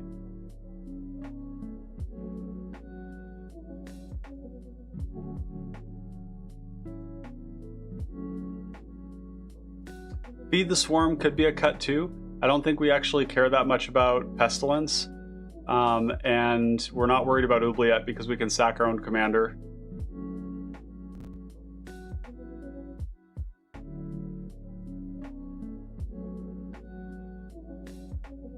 Well, I think the other thing about your deck, Thanatos, too, is that I think you're a little overloaded on ramp. Nature's Lore, 3 Visits in Kodama's Reach, and Farseek don't really work with the deck that well. I'd rather see that those became something else. But Bone Splinters is good. Bone Shards, both of those interesting cards. You're relying more on your commander for... Oh, that's what's going on. Your squirrel deck is highly reliant on the commander.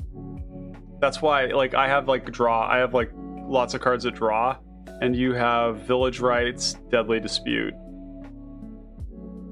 and that's it. So this is where partially where it's happening for me. And I've got, like, I don't have Phyrexian Rager in here. I think that there's a middle ground between our lists. Probably might make them interaction, yeah.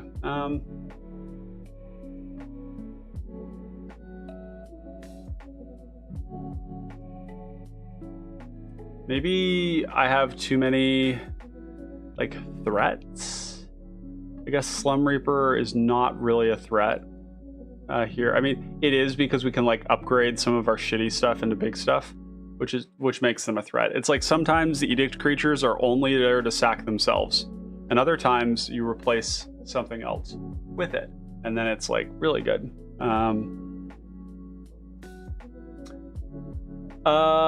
So we have 3 cards to cut, and these are the ones I'm looking at here. What are our odds with this of hitting? It's like 2.4 lands per opening hand, maybe 2.3, 2.2. It's worse than that. It's like 2.1. So 2 lands per opening hand, and really not enough ramp.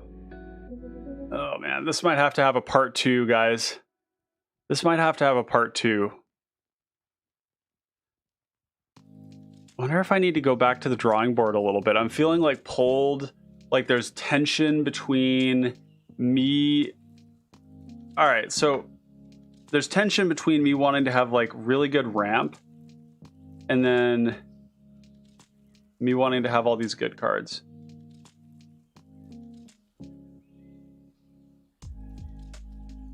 I almost want to, like, make a new version of the deck with the same ramp package that you have here.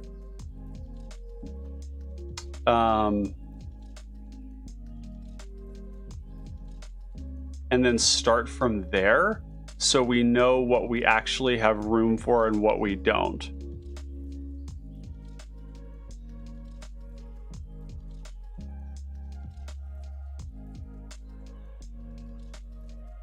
Because now I'm looking at it and I have 32 lands. I have like some ramp spells, but a lot of these are like making treasures that are not permanent. Damn, I feel like I might have chased. I feel like I might have chased a path here that has led me to a weird place where I feel like I want to add another 10 cards that are fundamental and important for the deck, but I don't have room for them, and I don't want to cut anything that's here.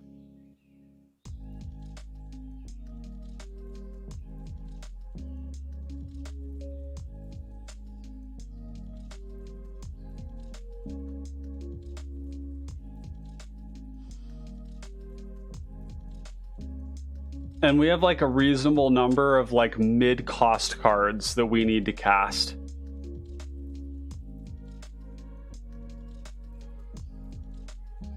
Like in some ways, this is like the decision point between like an aggro deck and a mid-range deck.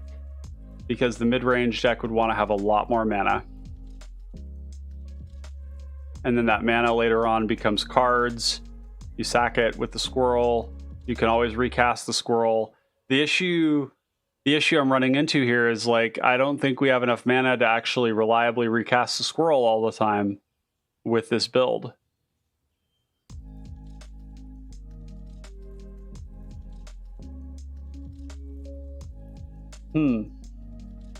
Okay.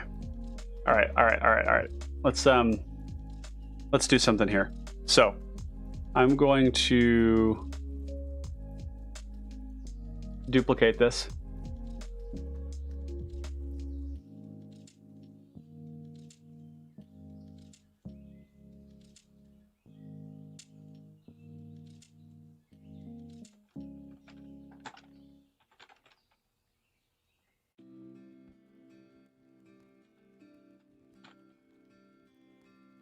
All right.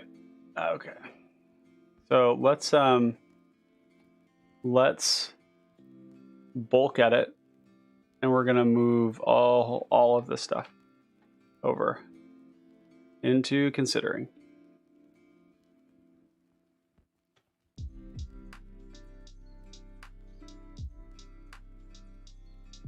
I feel like I chased a squirrel down the wrong alley. And now here I am. Yeah, Witherbloom Campus is a consistently underperforming card for me. I play it in Witherbloom Apprentice only because it is because we have a lot of mana oftentimes. But like the number of times I look at the top card and it's a card that I want, not good. I don't like it. So Argothian Opportunist is pretty cool because it's giving us a ramp. It's like ramping us while creating a body, like an artifact body. So it's like 2 bodies, but it's also like ramp. Arcane Signet's great.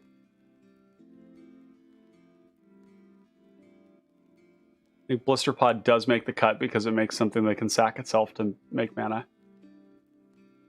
Like Bonder's Ornament does seem extravagant because we can draw cards all sorts of other ways. Carrier Thrall is kind of like Blister Pod.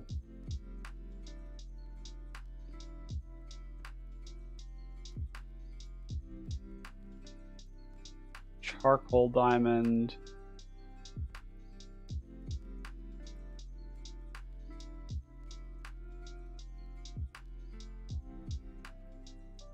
I know this might seem strange, chat, that we've just made a new list, but I feel like I hit a bit of a dead end there. A bit of a dead end. I don't know if y'all felt it. Yeah, so Braxia, the draw from the other people is good if it happens. Often it does not. It's still very good. You should play Bonder's Ornament in a lot of decks, but I don't think I see that we need it here. We can just spend less mana to sacrifice something we don't need and draw a card. It's good, but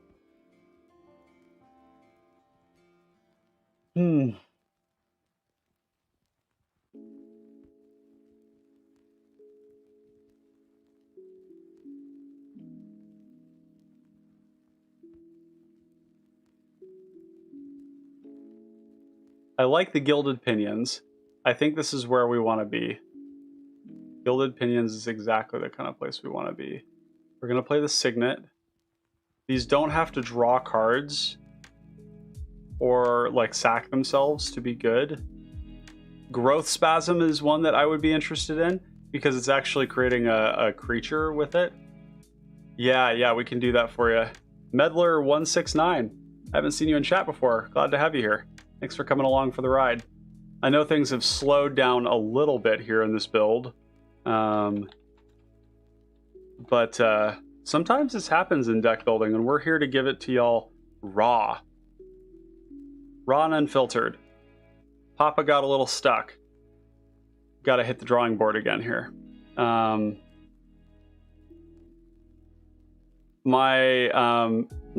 dude. No, I'm glad you showed me the list because I was getting kind of stuck.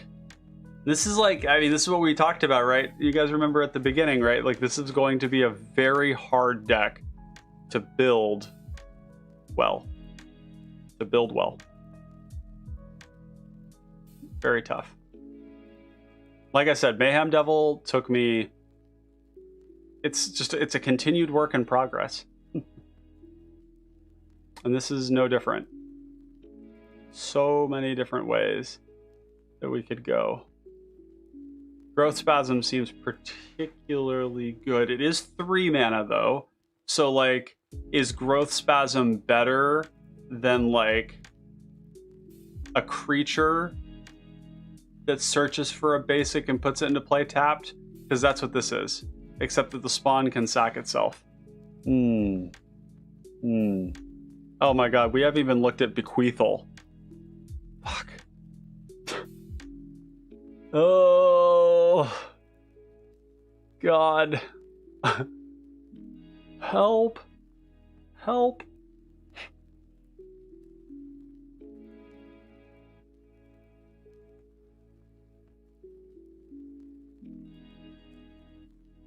So maybe we play all of the 2 CMC rocks that are good, including some of the creature ramp stuff. But then if we're playing the creature ramp, then when the board gets wiped, we lose all of our stuff. I really don't think that's where we want to be at all.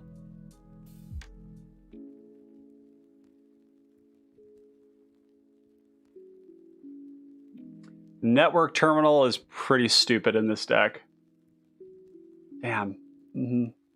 Even more good stuff. Ornithopter is a consideration. It's not a 1/, it carries a cranial plating like a boss. It makes mana of any color. It's a 2-drop. I think we can bend for Ornithopter, where we wouldn't bend for Lead and Mirror or the green one.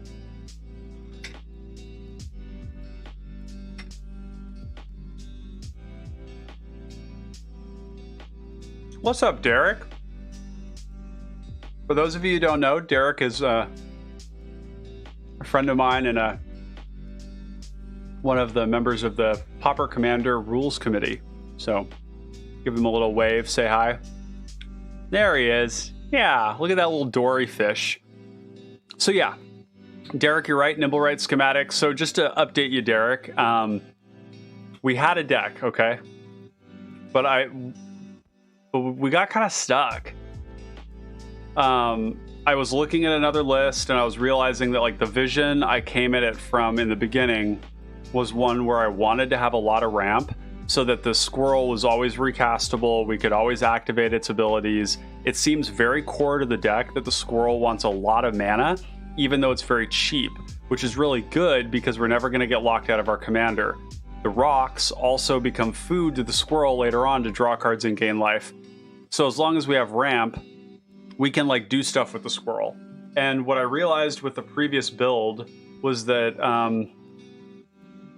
we were like 32 lands and like some weird ramp cards that weren't like permanent, you know? They didn't stick around. They were like treasure based stuff. And I think Nimblewright schematic and prize statue both still go in the deck as food, but I don't think that we treat them as ramp. Yeah, we got to be hitting our land drops. We got to be like playing out lots of mana rocks. If we don't hit our land drops, that's okay. But we want to just like, you know, because I think that's like, here, let's go back really quick to my fancy schmancy presentation. And let's remind ourselves of what the squirrel all about, okay? Yep, all this.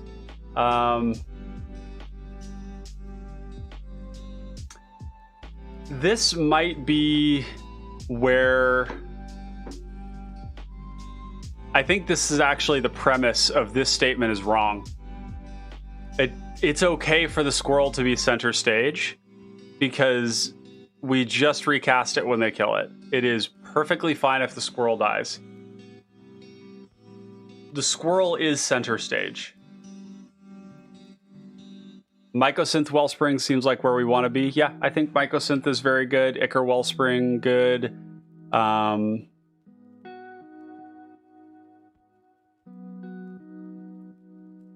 Yeah, I think this is where I went astray. I went too deep into like pure mid-range like Owlbear thinking.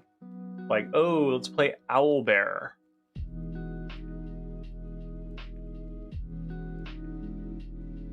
I mean, this deck lends itself to mid-range so well that it feels like very wrong to not play like a sufficient amount of removal to like play a mid-range game where we don't die to combo while also applying pressure. Okay, so let's go back to the deck tech here and get back to it.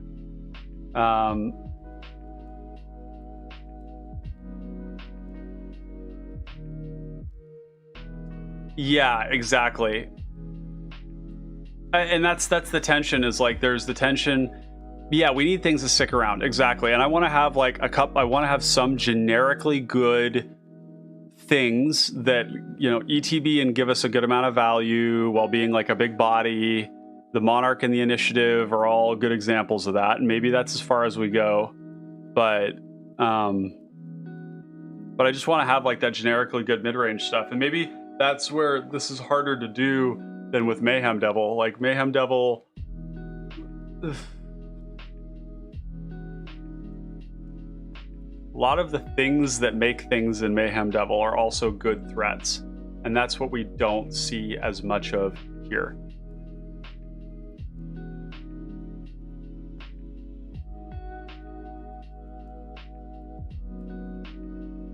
Maybe we need some, I think this music might be putting me to sleep here. One sec. We gotta fix this, guys. Might need to get some caffeine in me. Play some louder music. I need liquid drum and bass in my life. Copyright free liquid drum and bass. Yes. I'm sorry if you don't like this music, but this is what it's going to take for me to do this. Okay, cool. I'm gonna heat up some water, get a little caffeine in me, and then we're gonna come back to this real quick. So, and I'm gonna keep on the screen the considering section so that we can all kind of be like thinking about the cards that we considered before and which of these we still want in the deck. I'll be right back.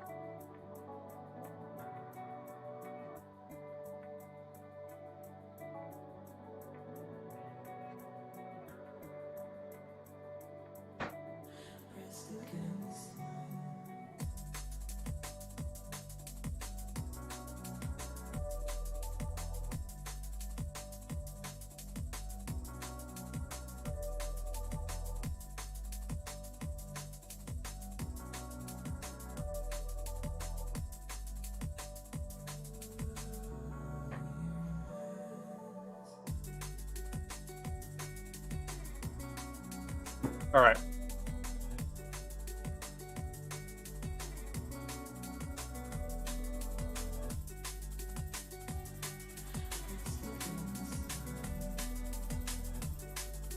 I'm really liking Gilded Pinions.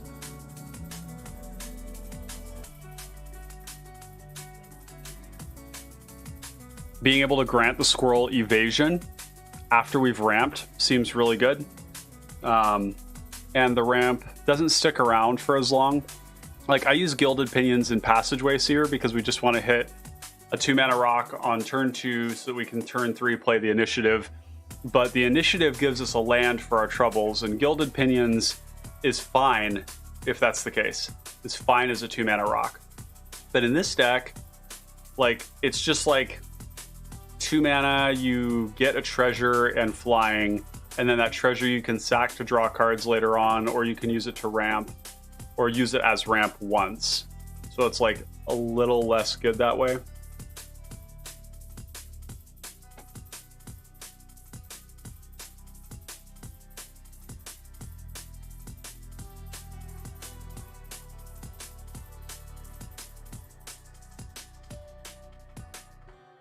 I think the food here is what's going to have to be like exceptionally premium if it's going to make the cut.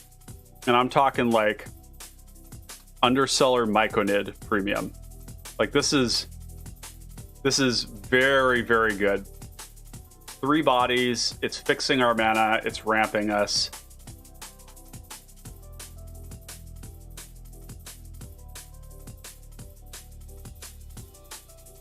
You know, okay, there's an interesting thing here too.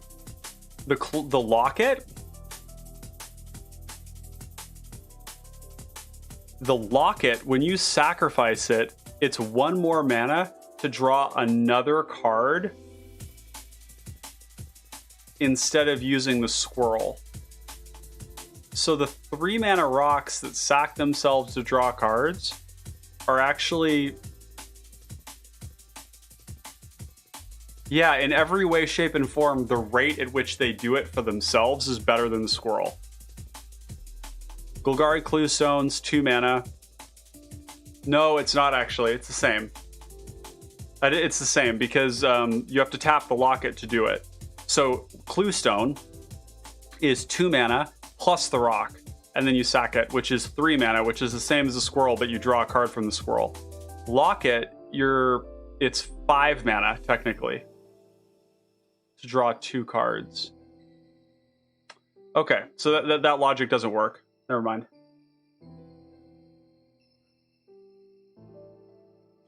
I still think Thief is really good.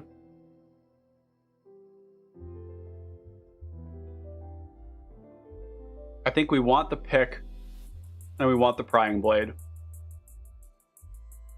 and we want the ceremonial knife, and we want the cranial plating, and we want the whisper silk cloak, and we want the fleshbag marauder, and we want the chain devil, we want the slum reaper. These here seem more optional, like your core sacrifice edicts are right about here, right? But like, we do have, you know, bodies from the cellar, from the Myconid. We have just like Ornithopter, we have Blister Pod. I mean, the value of just going like Blister Pod, Innocent Blood is just really high. And Gatekeeper is similar, except Gatekeeper takes a lot of work. So we'll put Innocent Blood in. Innocent Blood is the one that you always want to have it in your deck because it's so cheap, but it's also, it takes something from you. So,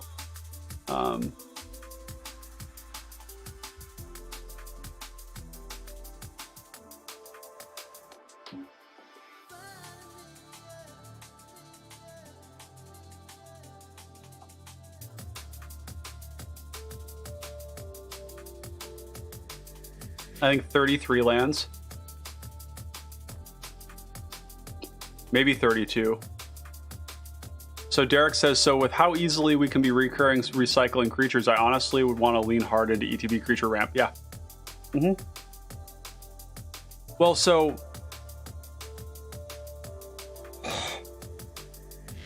I think it might be a mix of both, Derek. Because, and I really like the ETB thing you were talking about. ETB mainly over L2B even. But the rocks do something as well, which is that they can like carry a cranial plating. Or sorry, no, the rock. My brain is malfunctioning. The rocks cannot carry cranial plating. But the okay, so you're saying ETB, so like wood elf type stuff?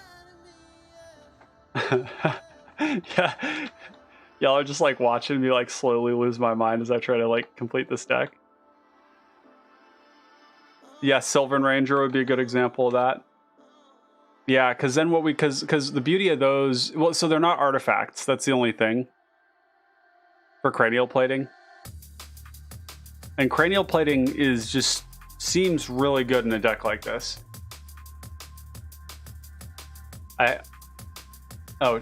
Enter creature, search. So I think that, yeah. I think that there's a middle ground here. Maybe it's like, so you're saying it incidentally gets large, but like I want to have other things that get large, that can be made large. And I like the idea of equipping cranial plating to like shit creatures that have already given you value. So like cranial plating just seems at its very best when you're like, like Pilgrim's Eye, like play Pilgrim's Eye, put a cranial plating on it, and suddenly the Pilgrim's Eye needs to die because the cranial plating isn't going away. And I think that's really good. You create tension there. Pilgrim's Eye, yeah. So okay, so we're looking for Farhaven Elf. I mean, Pilgrim's Eye is a really good card. The flying is partially what makes it good. Pilgrim's Eye does not put it into play though, right? Yeah, so plating on Ornithopter is one of the interactions I'm very interested in.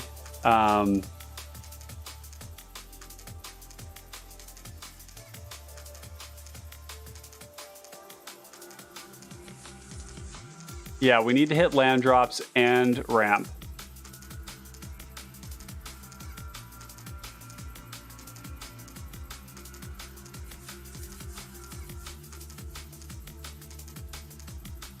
But see, Pilgrim's Eye, it doesn't put it into play.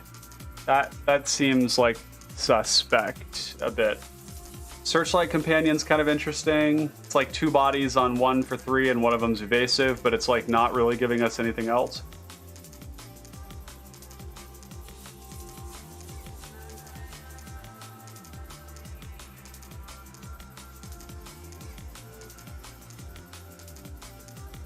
I kind of like Undo Giant because it's just like a good body too.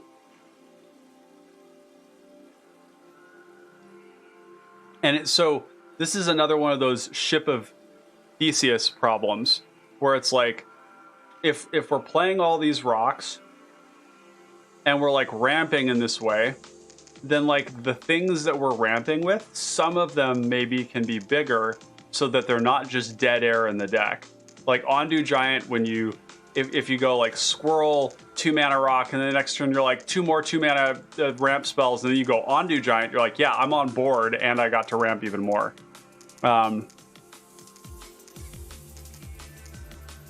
Okay, yeah, so Pilgrim's Eye is meant to be alongside the ramp not instead of. My point is that you need a measure of both if you're going to be lower on lands. Yeah, yep, I think that's valid.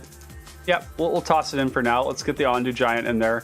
I also really love Silverglade Elemental, but it doesn't really work with the ramp. 5 mana is too much. But like Sylvan Ranger, I think the Heap Gate might need to go. We're gonna play the Wood Elves. And maybe the Sylvan Ranger. I don't like that it's not putting it into play, but that's probably okay.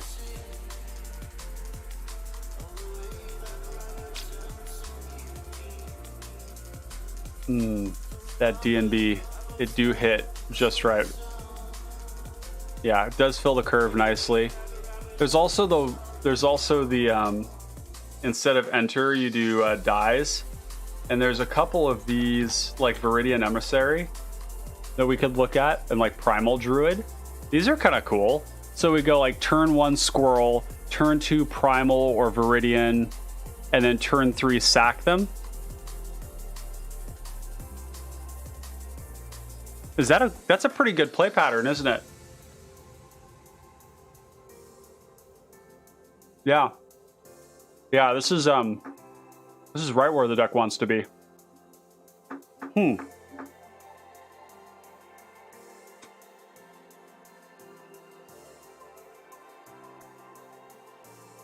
Dutiful Attendant?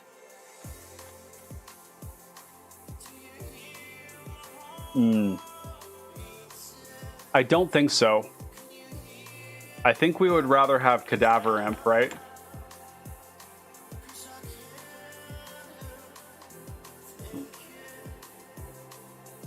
Which, like, I'll put it this way. Lately, I've been thinking a lot about flying.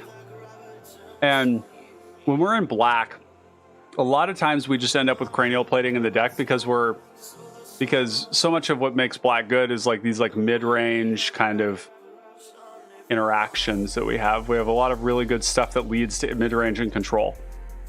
And a lot of their creatures that ETB and have like a good relevant effect, they also fly. And one example of that is Liliana's Spectre. And sometimes I just want to put these cards in my deck because they give me ETB value. I'm just getting something right away. They leave behind a body that flies. And then I can, in late game, I can attach a cranial plating to it. Or if you hit it off the Throne of the Dead 3 from the initiative, then it comes in and it's like, I have a 4/4 black flyer now. Like, Liliana Spectre is a 5/4 flying black creature when it comes in off the throne. So if you hit nothing else but a Liliana Spectre, you've got like a creature that just ends games. Like if you've ever played Limited and you've won with a 3/4 flying 6 mana creature, you get it, right? It just works. So let's do another interesting search here. Enter flying type creature. So we want to enter the battlefield effect on a flying creature.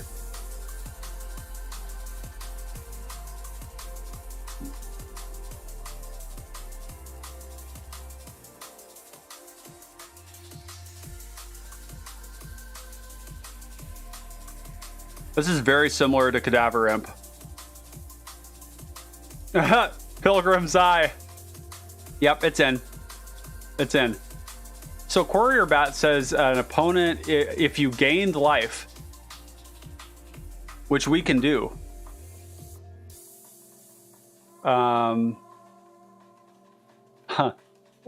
Glaze Fiend Lulls. This undoubtedly hits really hard in this deck, but it's a little too weird. I feel like, I don't know. I can't. I really like Liliana Spectre too. Like on rate, this card is really good. So chat, is Liliana Spectre just good enough, even if you don't play other discard cards?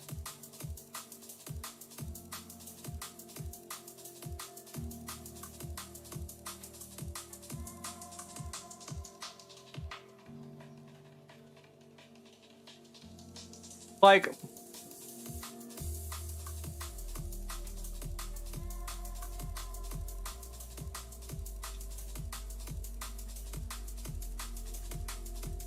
my intuition is telling me that Liliana Spectre is almost better than Phyrexian Rager in a lot of cases. Flying is such a big deal right now. Flying is so hot right now, as our good friend Mugatu would say. Flying is so hot right now. Yeah, we'll be a little bloated at 3, but if you think about it, we're going to be ramping. And we're not super eager to finish the game, like, right away. I think that's probably okay. But you're right. Yeah, we'll want to keep an eye on that. Actually, we have a lot of 2-mana stuff, Derek. A lot of 2-mana stuff. Okay, like Sky Scanner. Like, I almost like Sky Scanner more than I do Phyrexian Rager. Right? I can't believe I'm saying that.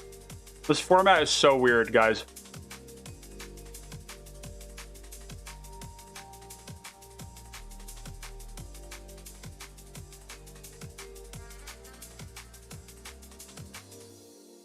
Sky Scanner should be in Passageway Seer.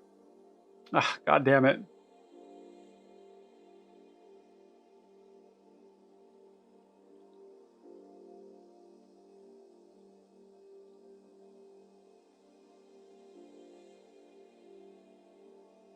This is like trying to compress like weeks and weeks of deck building, refinement into like a 2-hour stream where I like lose my mind as I try to build this fucking deck. Yeah, we got Nefarious Imp. I gotta go pull it out of the 190 cards we have been considering. Fuck. Okay, well, these cards are gonna be in the deck, absolutely. There's no doubt about that. Okay. Gixian Infiltrator. Right? Bloodbriar. Nefarious Imp.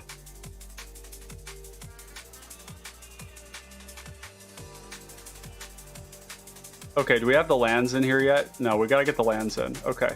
So how do I take all of... I move to made board.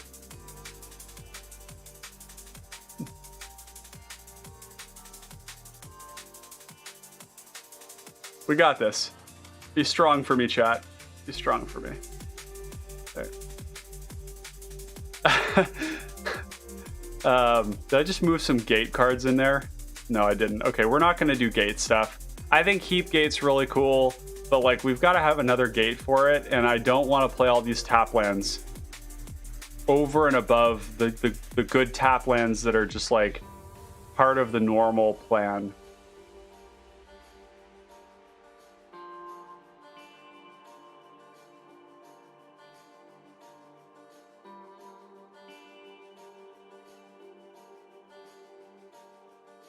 Yeah, what we might do with this too is we'll finish this tonight, but we may come back and do a V2 of some sort, because I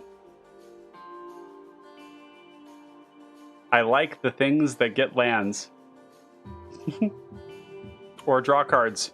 Yep. Yeah, it just as long as it's ETB. Like, okay, so like Cadaver Imp is kind of like, we can kind of read Cadaver Imp as 3 mana 1/1 ETB draw a card, right? Because it gets something back from our graveyard. But it's a little bit better than drawing a card in a lot of cases because it's a card that we know is a creature.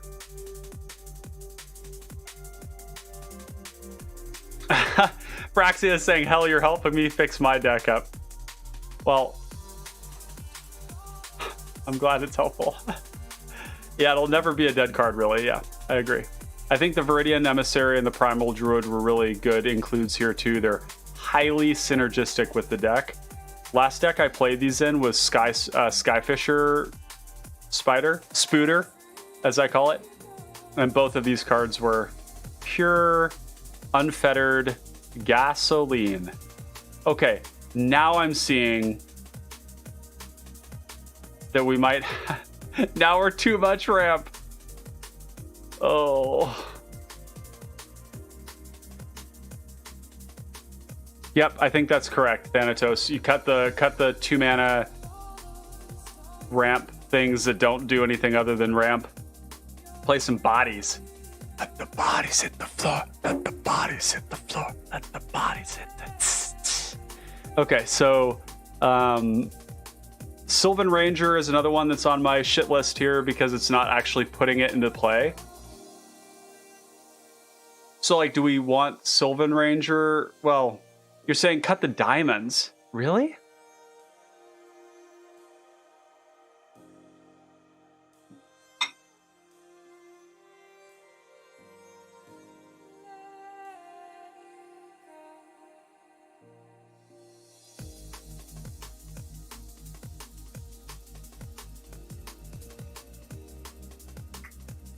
Huh.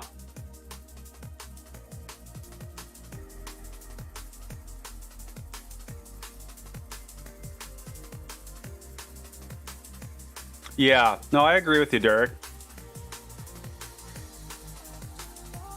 I guess part of the reason my brain is melting is because I don't know what my target numbers are. Like, we have a deck with a cheap commander with an expensive activated ability that can sack anything that we really play. And the fact that the commander is cheap makes me feel weird for playing so many ramp cards, but I also know that if we have enough ramp, we'll always be able to play the squirrel. And if the squirrel's in play, we're drawing cards and gaining life, and we're winning the game. It's getting big, it's drawing cards, it's gaining life, right? So, like, fundamentally, we do want to ramp hard.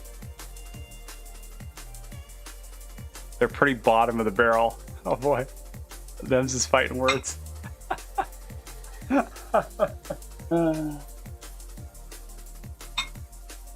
Mm-hmm.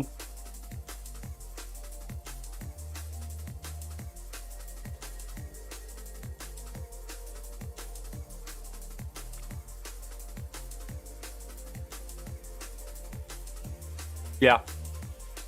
I forgot about that. We gotta have Darksteel Citadel. Gotta have Moss Bridge. Dark Moss Bridge.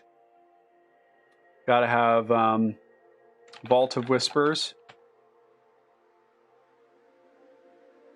Yeah, that's the thing. Like, we do have to remember that, like, plating... Okay, the math for plating is pretty simple. If you have 15 artifacts in your deck, your plating is going to be better than Bone Splitter. And that's kind of the rate we're looking at. Yeah, thank you. Tree of Tales. And we're going to be well above 15. We're already at 23. And so maybe...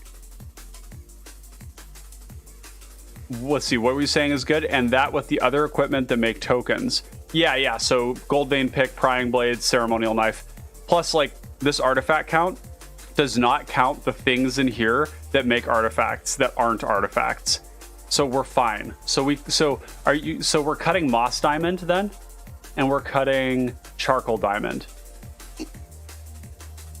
Yeah, no, 100%. Like, this deck is complete sauce loss. Like, what am I doing? It's just, there's so much that can be done. 33 lands seems good. We've got Recursion with Cadaver Imp. We've got Recursion with Courier Bat. Like, these cards make me want to run even more. And then Pilgrim's Eye. So this is not ramp, really. This is food. Because it's not ramping. It's actually just like finding us a land. Same with Pilgrim's Eye.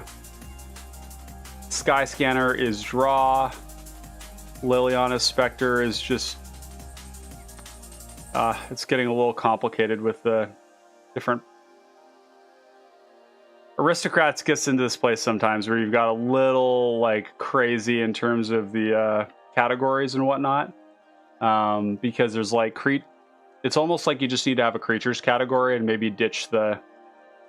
Yeah, let's just do creatures, and then we'll be able to see the balance there between the two.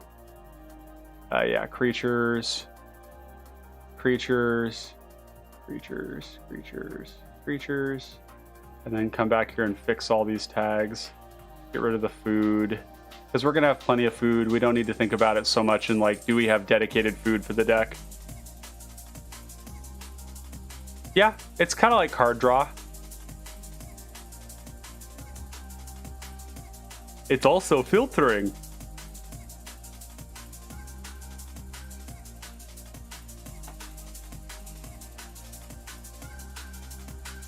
So if we're happy with ETB draw a card for 2, do we want Dusk Legion Zealot and like maybe hired Hexblade or whatever?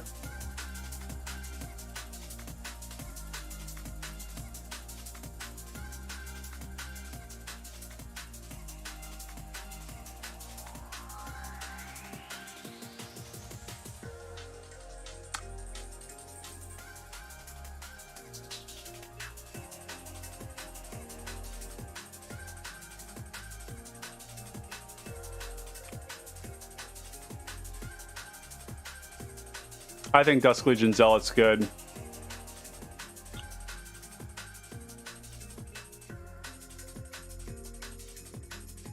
Dusk Legion Zealot's also one of those cards that your opponent never ever wants to like get attacked by with a cranial plating, right? It's just so annoying. It's so annoying. This is a pretty good ramp package. I'm happy with where this is at, and it's mostly cheap.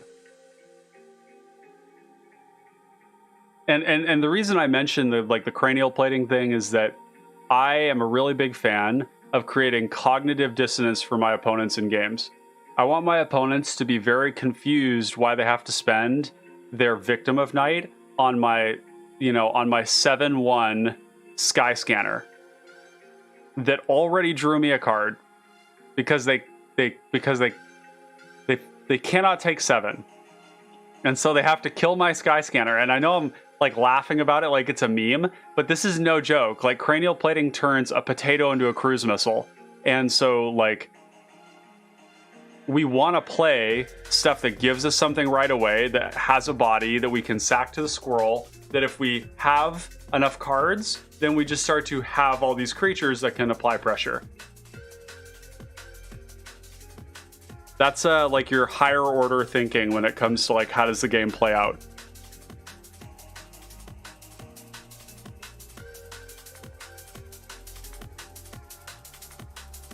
I think we're going to end up cutting Gingerbread Cabin potentially. We'll see. Carrier Thrall is already in the deck, I believe.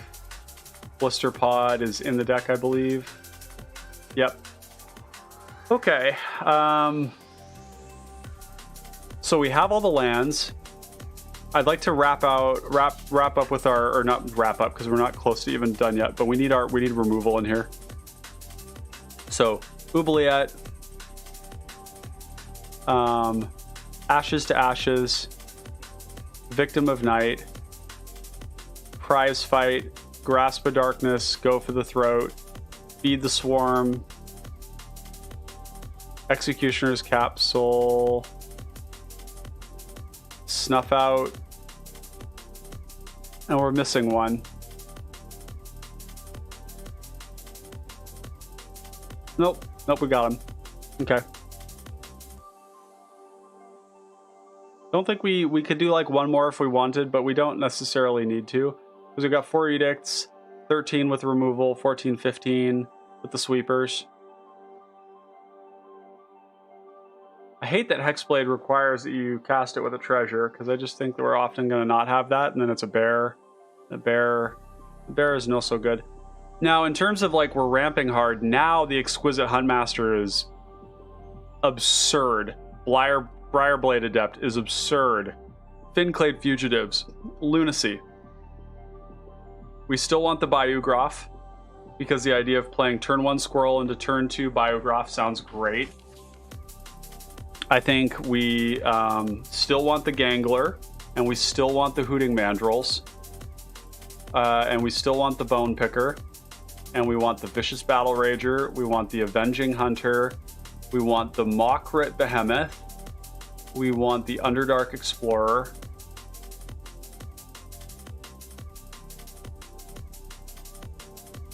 Okay, 95 cards. Okay, so what do we have now? We have our ramp package complete. We have our sweepers complete. We have our edicts. We don't have a lot of draw yet. So like if we were to take our last remaining slots and allocate them to filling out this draw slot here.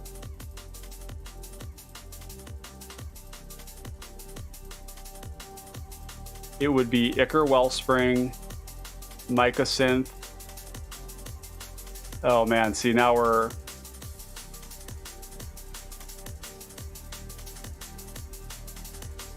I really like the ones that produce more than, like Nested Shambler, dude. This is perfect with cranial plating, right?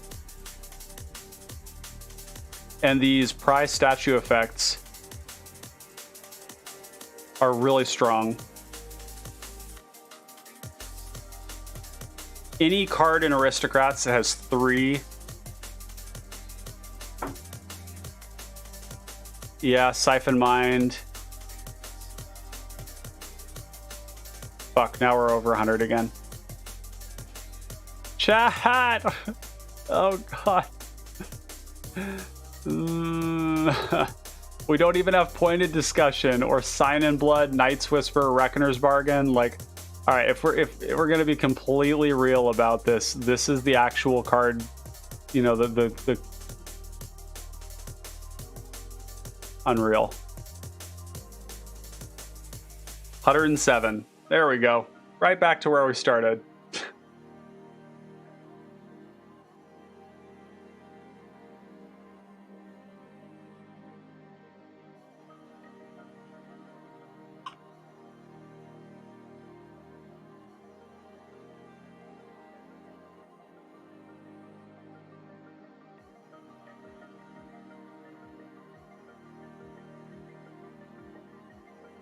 Yeah.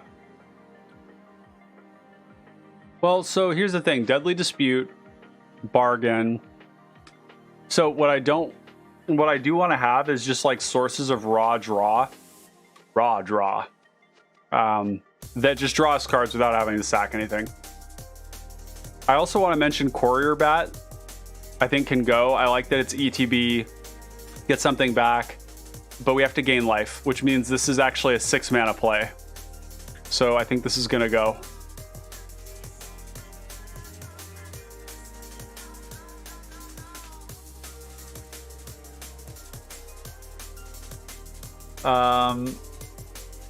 This is, I guess these are just creatures. And this is, I guess, this is kind of like draw, and this is like draw. These cards are actually just food, you know, in all reality. That's all we have them here for.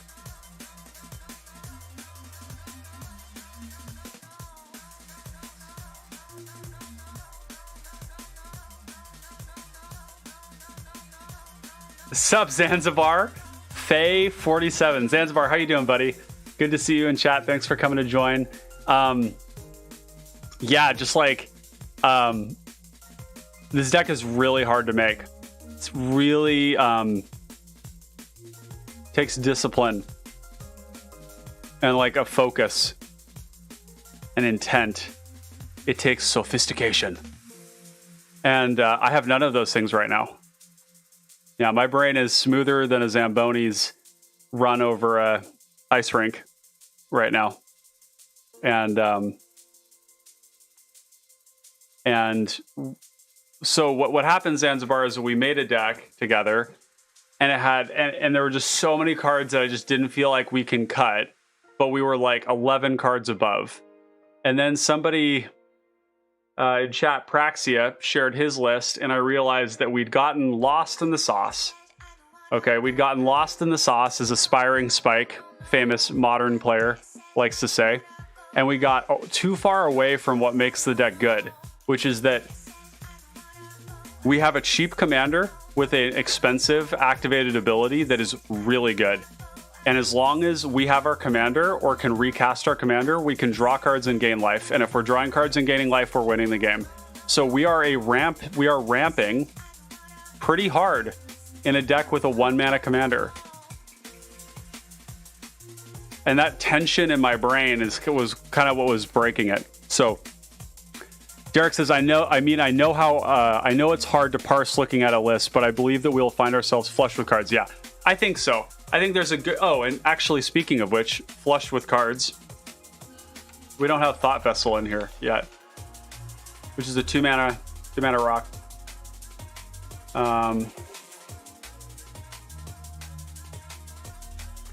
Praxia is saying, maybe take a break and come back to it. Oh, man. I could leave you guys hanging. Well, to be fair, it is 1 mana, but it can be a kill on sight because of that fact. I'll tell you what, dude, Zanzibar, if people are killing my squirrel, I treat that as like card advantage. Squirrel is so cheap, so easy to recast. It draws cards, it gains life, it passively grows. Yeah, Praxia says my mental health was more important. Well, that's okay. These are blueberries, which in my family we call brainberries. And my water is warm now. So I'm going to get some caffeine in me. Come back in just like a couple minutes here.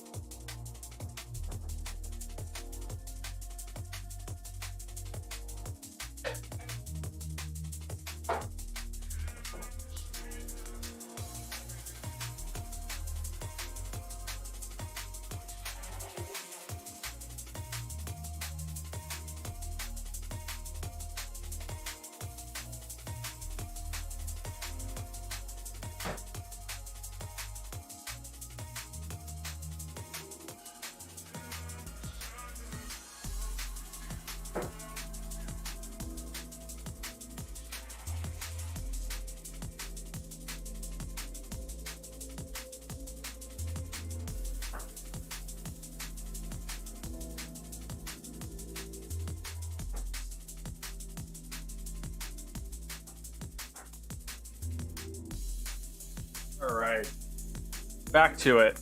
All right, we're all fired up and ready to go. I should clarify too, I didn't mean to laugh at the idea of mental health being important. I am intimately connected to that topic. I go to a therapist twice a month. Excellent guy named Mark. I highly recommend, even if you don't have, or you don't think that you have anything to work through, you probably do. And therapists are amazing. Some insurance companies, state insurance companies will help with that kind of stuff. I just wanted to show you all too the product that I've got here for for lightly caffeinating when you don't want to be like up all night, and it's called Mud Water. And if you've seen that douchey commercial where the guy goes, I was walking down the street and my friend looked and said, yo, what's in your mug? And I was like, huh, it's mud. The guy just like sounds like a total Chad. But this shit's really good. It's got chai masala, cacao, lion's mane, cordyceps, which are technically a zombie mushroom, but they're really performance enhancing in a lot of ways for your brain and body. It's an adaptogen. Chaga, reishi, cinnamon, turmeric, and Himalayan salt. So even though the guy's like a total Chad, this stuff is legit. So I've got honey in here. Okay, I gotta catch up on chat here real quick. Thanks for being patient with me, y'all. Okay. All right. Derek, you have said something. My affinity for little dumb creatures has sown chaos into the stream. You just said affinity. We have 27 artifacts in this deck, and that doesn't count the ones that ETB. What have you done? Derek is so disruptive to the stream today.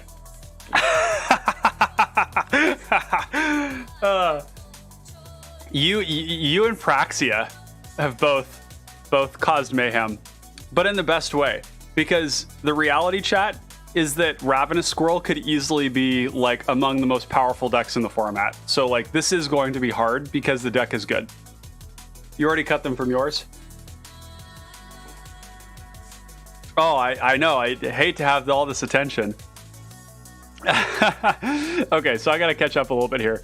It can get swept under the board. Wipes really easy, but yeah, kill a 1/1 is great value for me. Yeah, for sure. Yeah, I mean, the board wipes don't hit Squirrel because we have all this stuff that we're sacrificing. Like if somebody does hit you with a board wipe, it'll be kind of by accident. Zanzibar saying, wait, mayhem and sacking? What a devil. Oh my God. I think that earns a pinned chat status right there. Yeah, what mayhem? What a devil. Yeah. Okay.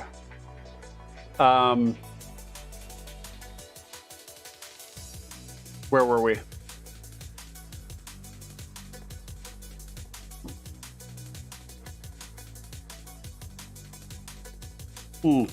These threats need to just be creatures. Stop it, Derek. It's so good. It's so good. I mean, you're not wrong. Dig Up the Body is fabulous in this deck. One of the things you'll find in black, though, and I think a lot of people may not everybody's probably tested with this as much as I have, but like black already has like kind of like some of the best card advantage spells in the game. And that doesn't even count all the recursion. It doesn't count all of these gross cards like, you know, Soul Stare Expedition, where it's like 1 mana, get 2 creatures back from your graveyard, activate at any time for free. So somebody goes like exile your graveyard, you just have it on board. It doesn't count Dig Up the Body. It doesn't count like Grim Harvest or Death Denied or fucking Reaping the Graves. Doesn't count any of it. And when you start going down that rabbit hole, you find that there's like too many of those effects to run all of the good ones. You got to find the right ones. Where are my threats? Okay, I need to go through here and change these over to creatures because we've changed our tagging system here. So, and maybe, you know, maybe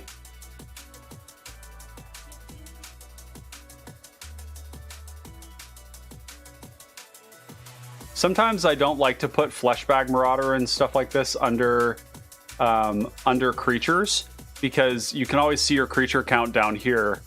And these aren't really creatures to me so much as they are, in a lot of decks, they're just an edict. They come in, they sack themselves, and they go. But in this deck, you're gonna sack things and upgrade sometimes with your boys here. Ooh, I love this part of the song. That slows down for a second. I'm I'm excited to play a turn 2 Biograph. I'll just say that. I'm also excited about that.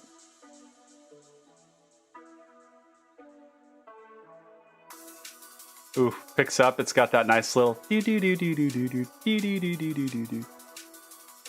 For those of you who don't know, I am a hugely enthusiastic about live music, and used to work at festivals and shows all the time as a first responder, and so yeah, a lot of my friends make music too, which you should keep in mind. For the few of you who are still here, there will be something music related happening in the near future. I won't say anymore. Keep your eyes peeled. Like and subscribe. All right, 106. Almost certainly we're losing something out of ramp. Like, I think we can cut 2 of these, get ourselves down to 104. I think Viridian and Emissary and Primal Druid are exactly where we want to be. Same with Prize Statue and with same with Prize Statue, because the play pattern of Squirrel, 2-mana card that wants to die, activate Squirrel on your next turn for 3 is good. It's really good.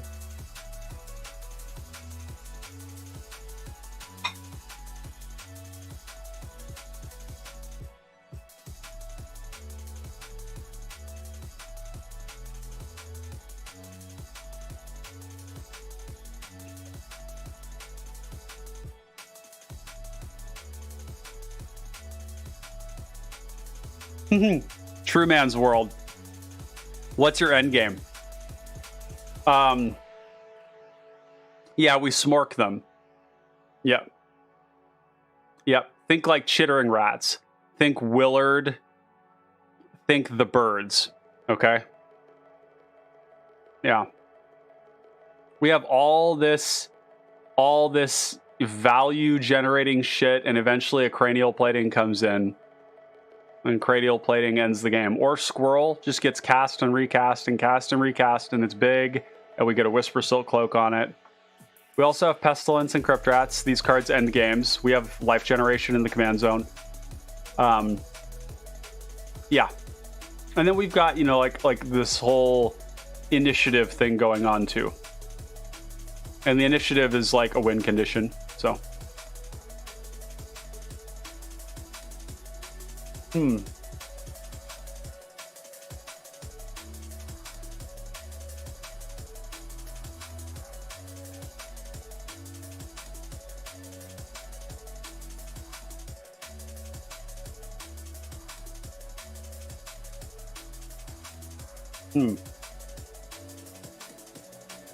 Okay, so we were looking at the draw earlier and saying that maybe it was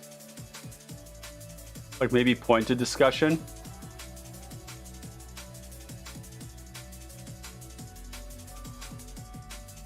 Pointed discussion seems significantly better than Skyscanner.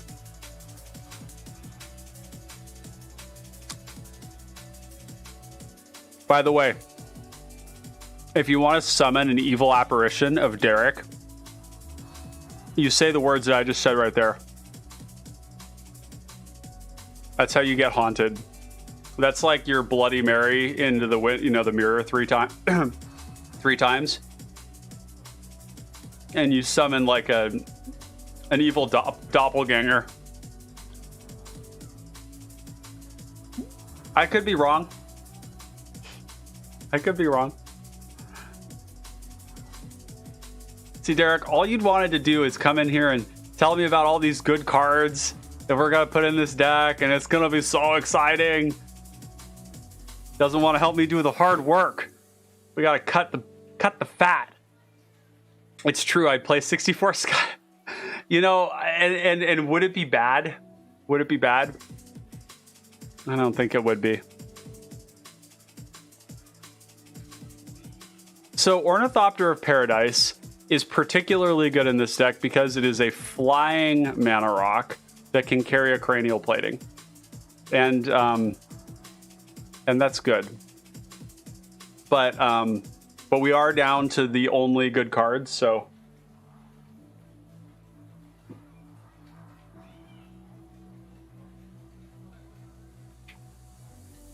Are these really slow?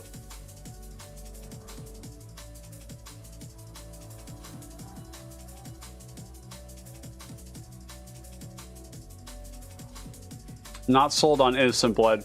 Yeah, the trouble with Innocent Blood is that you can't reuse it. That's like one of the bigger problems. Innocent Blood costs you 2 cards to get 3 from your opponents, whereas Fleshbag Marauder is just all I gotta do is pay 1 card. So yeah, let's cut Innocent Blood. Let's do it. True Man's World. I feel like you could cut lands to 31, 32 because the majority of your curve stops at 3. Sure, we can cut a land. I don't often agree with the cut a land argument, but you've presented it in a way that's quite rational, and it's okay to cut a land when your curve looks like this. Like 16 ways. Well, let's see. It's actually 12 ways to play turn 2 ramp spell.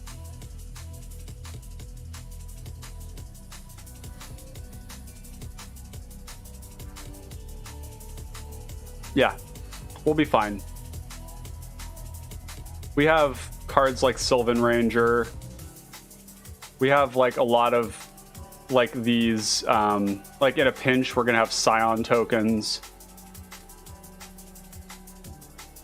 Like Dusk Legion Zealot to draw us into more stuff. Pilgrim's Eye to find us a land.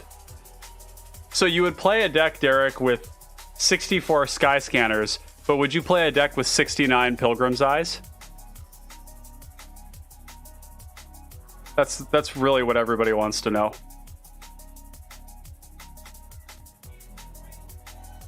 It's a most excellent answer. Sky Scanner is a 6 mana draw 2. Not saying that's, oh yeah. Yeah. But one of the things that we're looking at here, True Man, too, is I don't know if you. I think you were here earlier for it. I don't know if you're here the whole time. One of the things we were talking about was that like the orders of value pick up with flying. Like flying is just so strong, and it's so strong in a cranial plating deck that. I agree. It's more like I would see Sky Scanner as 3 mana, 1/1 flyer, draw 1, and then later on we have this mana sink that draws cards, because we're not just playing these creatures to sack them, we are playing them to use them and then sack them. Yeah. Oh god, another card. Chat, where have you? What? I just feel like. Like, do you guys not care about me? Nobody suggesting Scrapwork Rager? You guys sleepy like I am?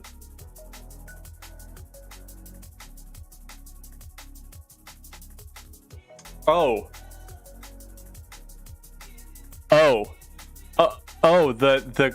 the creature, and this is Unearth. We haven't even done Unearth things. This is. Okay. Yeah, this card is really, really generically good.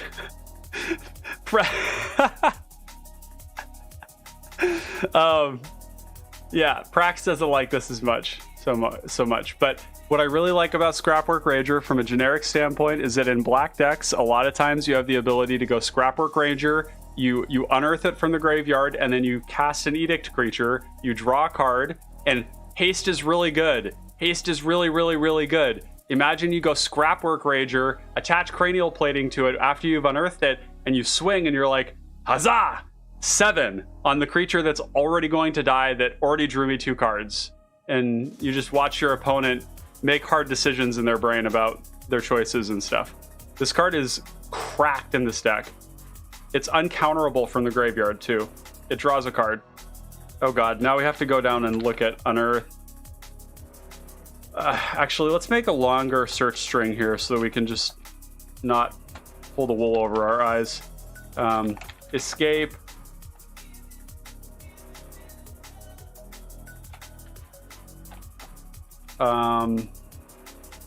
Encore.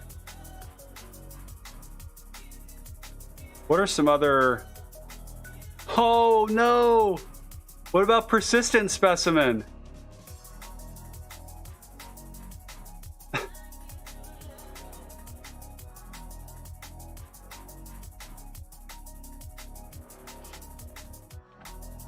Damn it. There's like First Sphere Garganta is also pretty lit in this deck. This may need a sequel stream. Shit. Well, for what it's worth, chat, I'm enjoying myself. And I'm enjoying razzing you all. I'm getting lost in the sauce again. I need this kind of honesty in my life. Ideally, you want to focus more on low, even, high, low, even, and high odd CMCs so you can stack on curve. Yeah, that's interesting. That's some mathematics that you've got going there, my dude.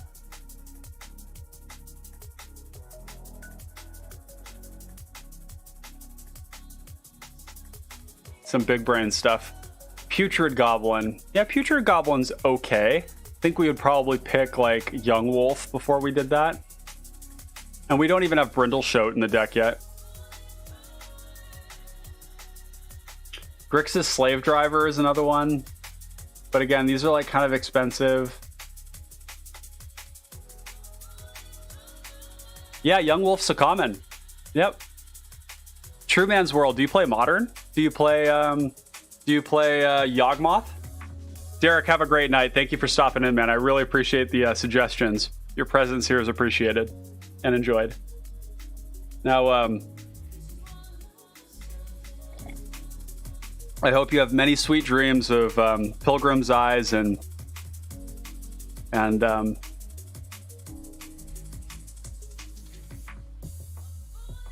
Sky Scanners.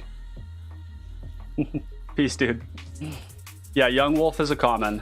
Young Wolf and Brindleshote are both cards that I don't have in here right now. And I would love to put them in, but like we're really down to just like the best cards.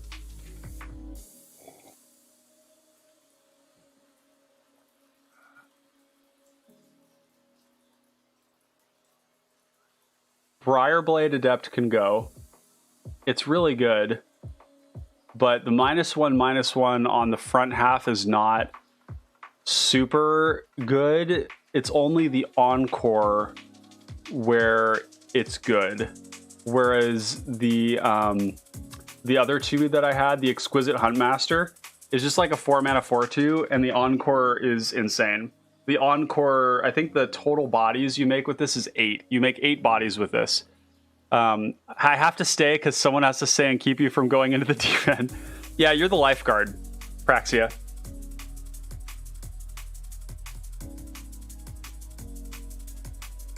I've never been so lost in the sauce. This deck is really hard. Not on stream, or not on stream at least.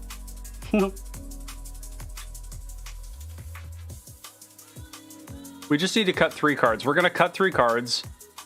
How badly do I want fugitives? All right.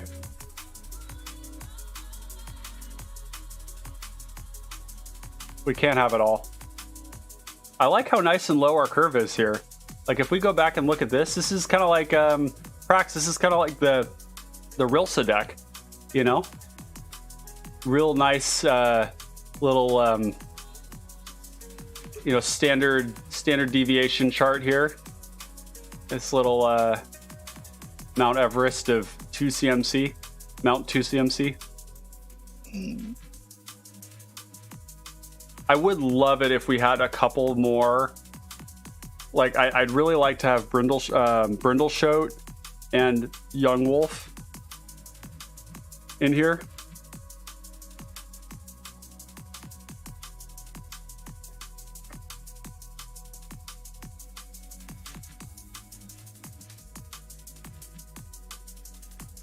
Here, let's take it for a test drive.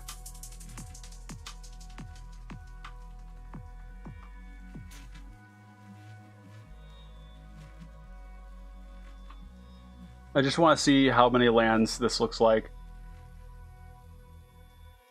This is an very awkward hand.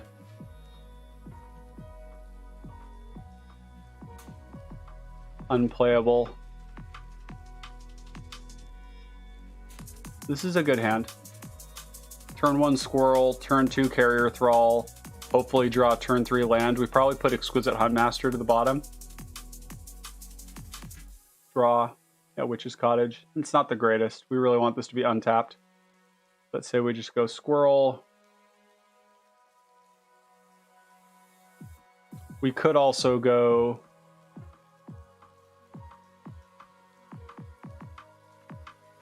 No, we just play out Carrier Thrall. Okay, now we can go... Felwar Stone into Ceremonial Knife into Sad Witch's Cottage. And then... Oh, wow. Wow. That's pretty filthy, actually. So I think what we do is we go 1, 2, 3.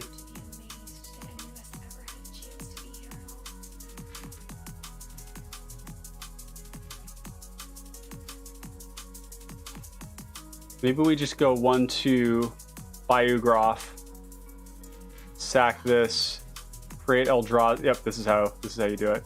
Scion. This gets +1/+1, and then we go tap, tap, tap, sack this, get another counter.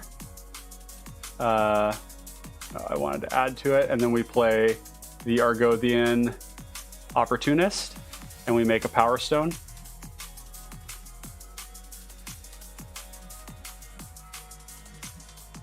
Pilgrim's Eye is great here. Power Stone. For Pilgrim's Eye, go find a forest.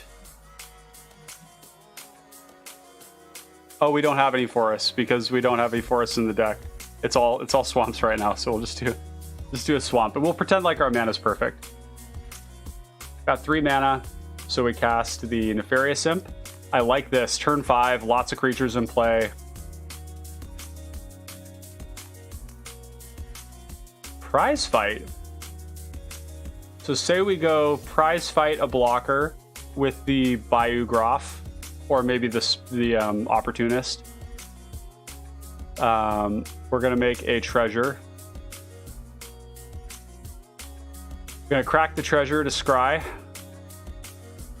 This is gonna go to the bottom.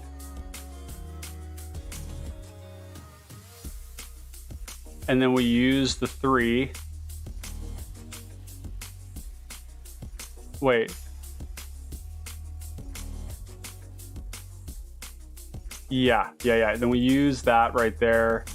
Use the 3, so we've got 4 mana.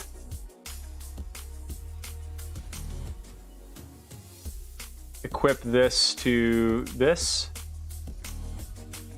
Attack with it. With some other stuff too.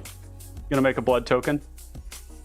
This is another thing too that we forgot to mention, was that the equipment works really good with the prying blade, the gold vein pick, and the ceremonial knife.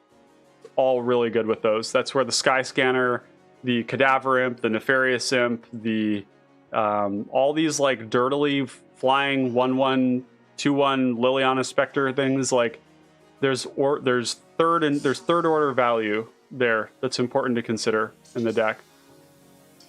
Okay, so this worked out well. That was a good hand. This hand.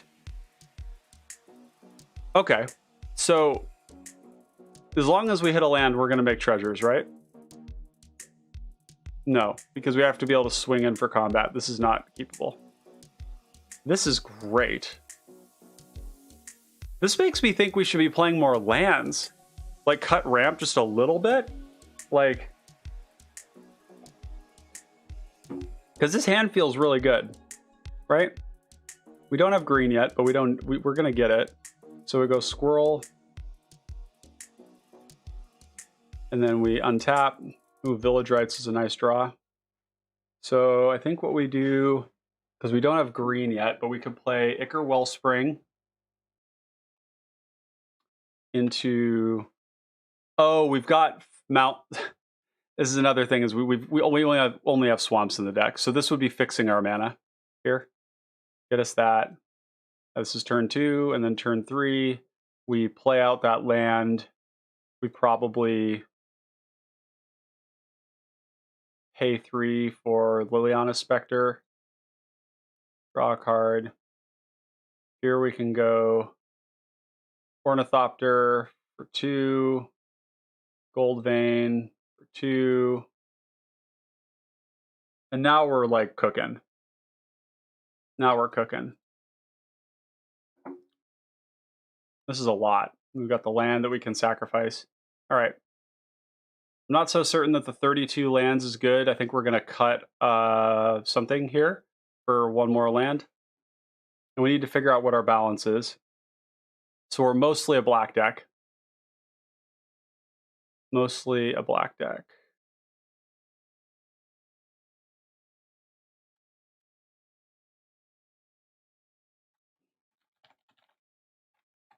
Oh, our music is Le Gone. It is The Gone. Okay, let's start it back up again. Okay.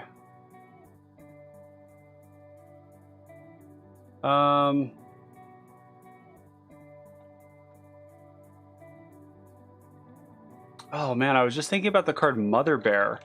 Is kind of good here too, isn't it?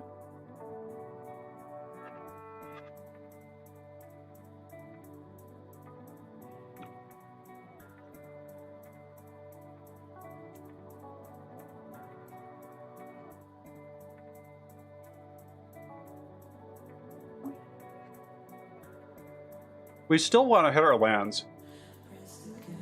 And we have a lot of ways to do that.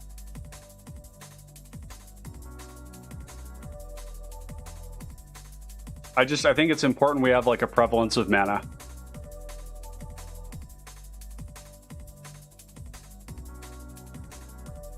I mean, there's like a way that you could build this deck that is like incredibly grindy, where you're not really focusing on your win condition at all. Where you're like not actively growing the squirrel, you're not worrying about fodder, you just play lots of rocks, lots of removal, lots of edicts, big value-y stuff.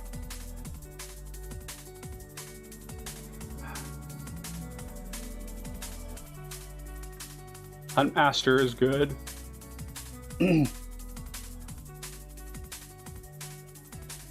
Liliana Spectre, the ETB is not super useful.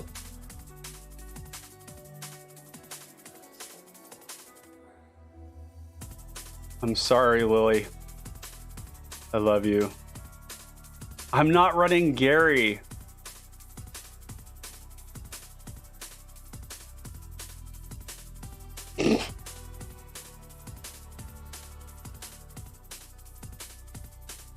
Why you gotta be this way, dude? This is a great deck for Gary. There are a lot of decks out there that would love nothing more than to have an onboard in the command zone way to sacrifice Gary to reuse it again.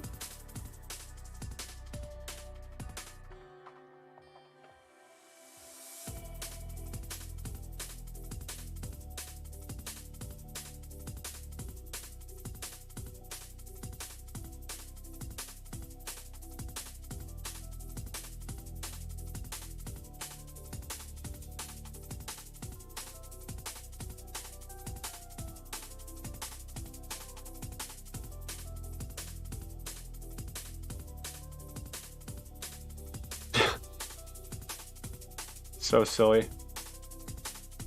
Like, what are the bad cards here? Pray tell. Okay, so like we could be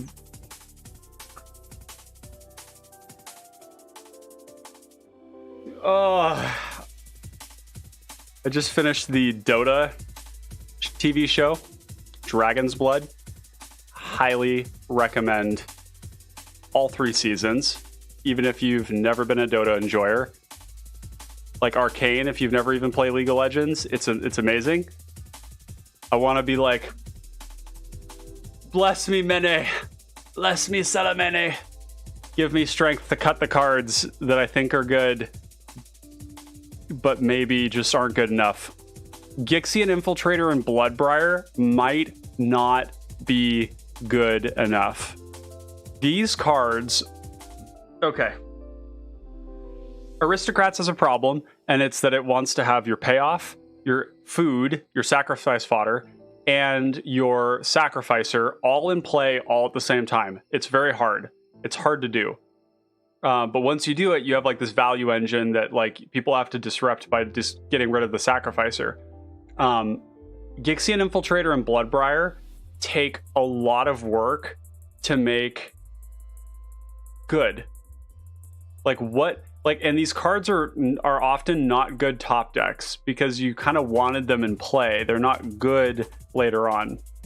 You're right that Gangler and Hooting Mandrills could be on the chopping block. So I think we are actually looking at Gixian Infiltrator and Bloodbriar or Hooting Mandrills and Gurmag Angler. So Hooting Mandrills and Gurmag Angler are going to actively work against our Tortured Existence, Blood Fountain, Witch's Cottage, Mortuary Mire, Cadaverant plan.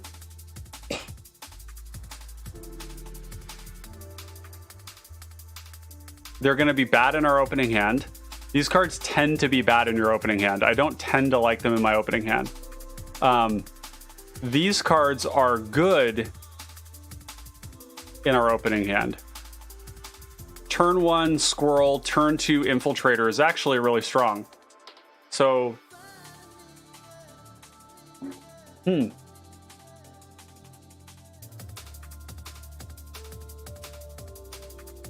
yeah, it's really hard on our like package. It's kind of a funny thing because Gangler is like one of the best black creatures there are, but it actively works against what black wants to do in cPDH, which is like it wants to recur its creatures.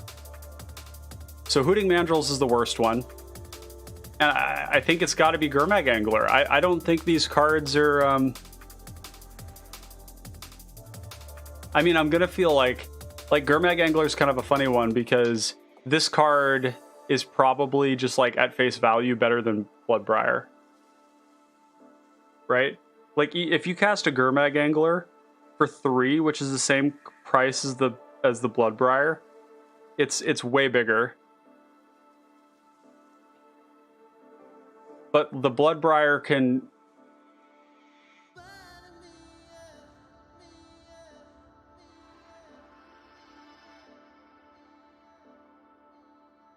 Cut which one? Are we cutting the Bloodbriar? I mean, the funny thing is, like, this conversation is making me want to cut all of them. It makes me, like, I want to cut Bloodbriar, Infiltrator, Gangler. Like, these are, like, cards that demand things of us.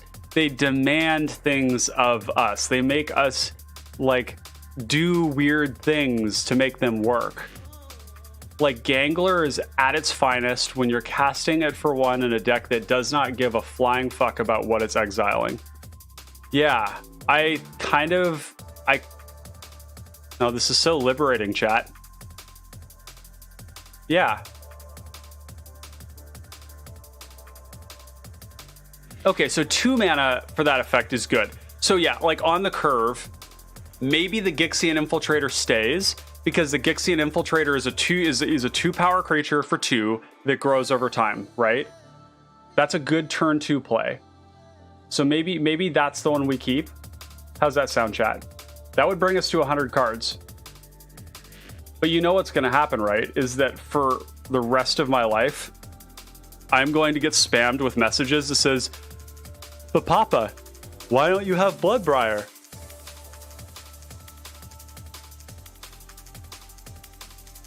And then maybe I'll get a patron donation for every time somebody does that. And I'll get rich. That's what'll happen. I think every time I post about this list, somebody's going to notice that Bloodbriar is in there. And they're going to have like a bulging vein in their forehead moment. Prize Fight is starting to look kind of weird. What are your all's feelings on Prize Fight? I hate. No, this is. No, we're not playing prize fight.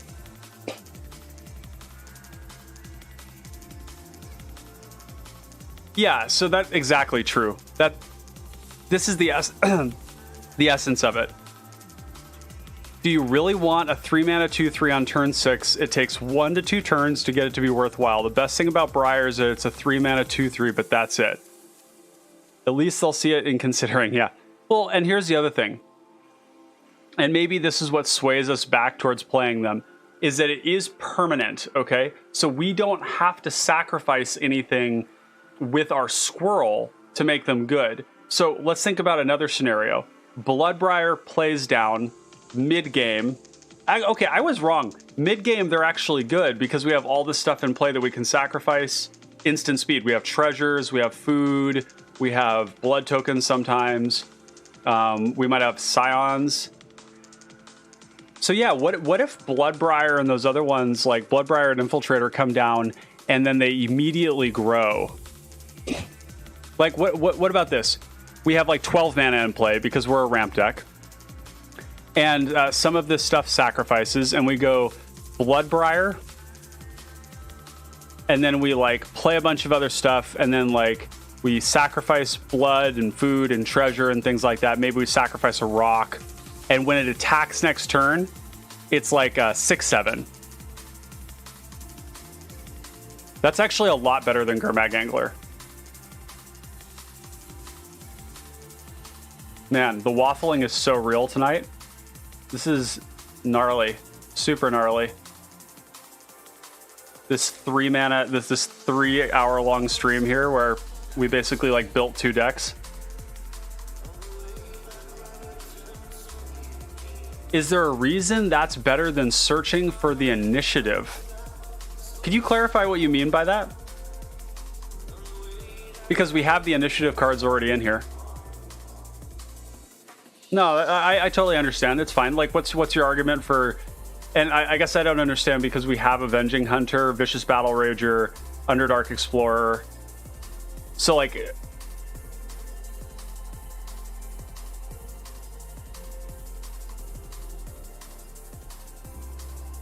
There's no built-in evasion on these either. Oh, I see. Better than cheap ETB creatures that can draw towards an initiative card. And you're right to prioritize initiative. Initiative is yeah. Go watch my video on initiative if you're not a believer.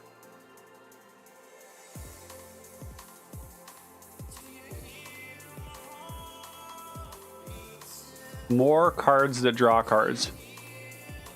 Yeah, maybe having like these payoffs.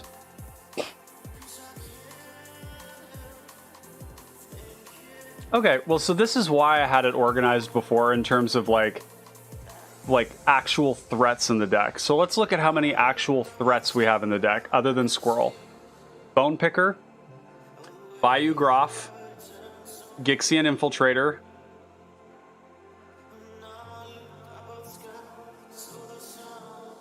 Exquisite Huntmaster, Vicious Battle Rager. By the way, Vicious Battle Rager with cranial plating, very cool. Avenging Hunter, Mockrit Behemoth, Underdark Explorer. 8. 9. And then anything we hit off Throne of the Dead 3 is going to be big.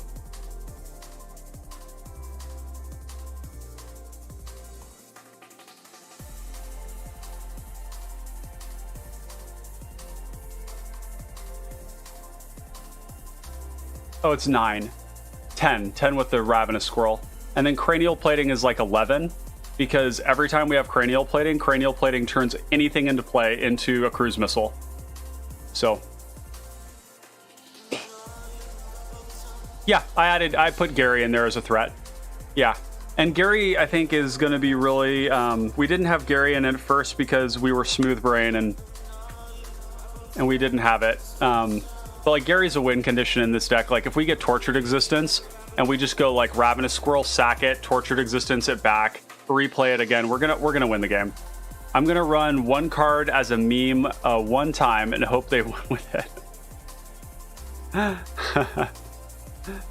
mean, I'll be interested to hear what that meme is. Okay. So, Allure. Yeah, that's a meme. That counts as a meme. What's the last card here? Well, I realized that we have no graveyard hate, except for Bojuka Bog. And that's not very disciplined.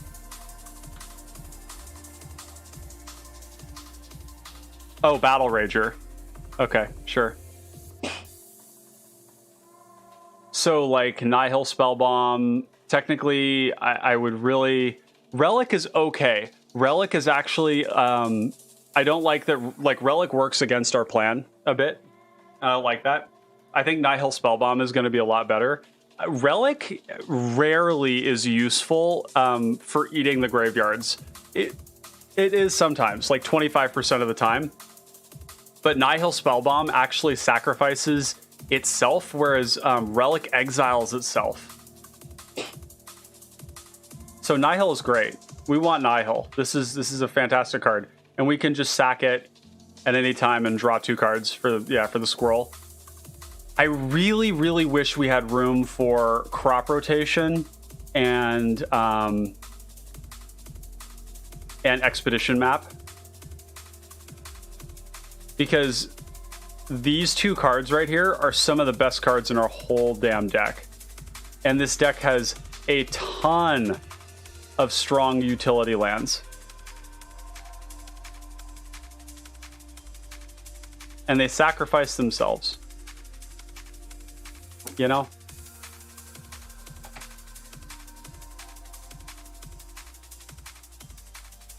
And we don't have any naturalize effects in here either. We have no way to deal with... we only have Feed the Swarm.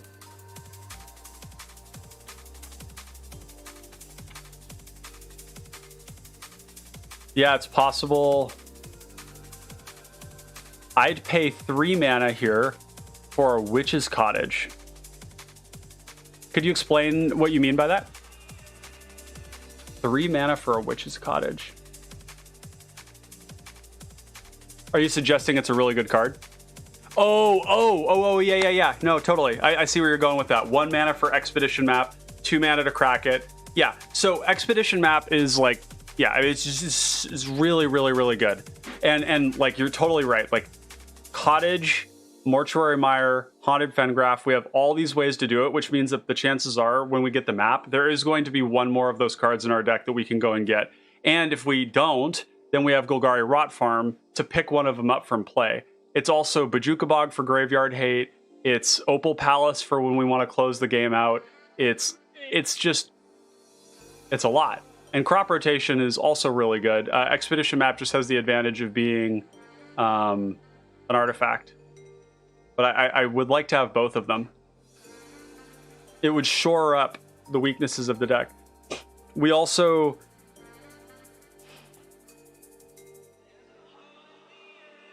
don't have... Yeah, we don't have, like, any naturalize effects.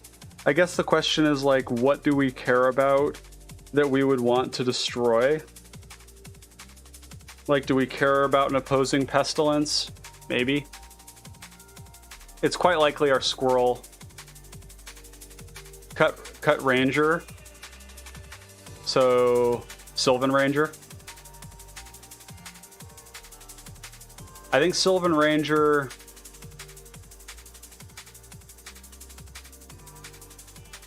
Would you be able to explain Chain Devil and Ranger being big in PDH? Ranger. Are we talking about... Those are 2 really different cards, but I can talk about Chain Devil, yeah. So Chain Devil is stacks in Pauper Commander. Yeah, and Reaper. Okay, that's what I thought. Yeah, Slum Reaper. Yeah, so Chain Devil, Fleshbag Marauder, and Slum Reaper are stacks in the format. And they're so good because there's layers to this, but basically they take resources from everybody in the form of creatures in a deck that really wants the initiative, and frankly, kind of the Monarch. We don't have the Monarch in here, which is fine because we're drawing lots of cards with the Squirrel. We have huge card advantage engine. But in a format with Monarch and Initiative, the cards taking away creatures from everyone all at the same time on a creature that can then be reused with the creature lands, or sorry, with the Witch's Cottage, the Mortuary Mire, the Haunted Fengraf, alongside the fact that then the Initiative gives you ways to reuse them. Because what you can do is you can go Witch's Cottage or Mortuary Mire, put the Slum Reaper on top, and then go Throne of the Dead 3 and flip it into play again. So, or alternatively, say you're getting a lot of pressure because you have the Initiative and the Monarch, you flip the Monarch or the Throne of the Dead 3, and if you get a Chain Devil, a Fleshbag Marauder, or a Slum Reaper, like for Slum Reaper, it comes in as a 7/5. Everybody sacks a creature, you upgrade a creature. It actively supports your game plan. In Westworld, it's crazy good. In Westworld, you make 1/1s, you sack them to the Slum Reaper, you flicker them, and then the thing comes in and you just like absolutely annihilate everybody's board. Edicts also deal with creatures that can't be targeted, which is really, really important. But like this is an innovation that I would say I'm largely responsible for when I was playing Mayhem, when I was playing Witherbloom Apprentice way back like 2 years ago. And I saw that there were these value loops that you could do with Witch's Cottage, Mortuary Mire, the Monarch, right? If you get the Monarch and then you go Slum Reaper and you play, Witch's Cottage and you put it on top and then you draw it off the Monarch, man, it's just like, it's really, really good. And so, yeah, like a lot of black decks will play 4 of these effects. They'll even play the Rottide Garganta.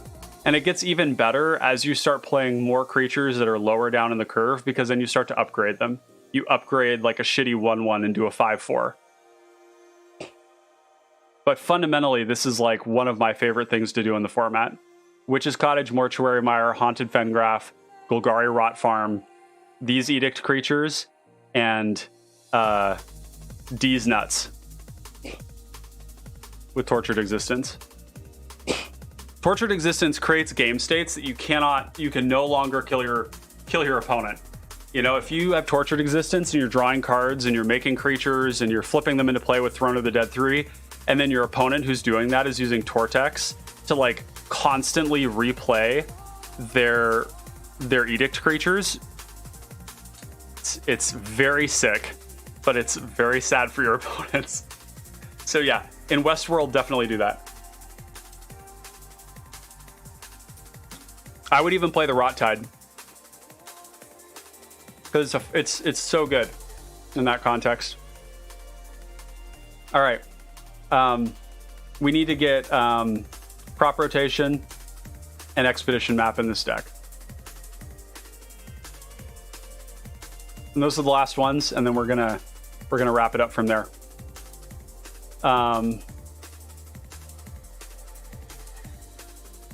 There's too many good targets with both of these to exclude them from the deck.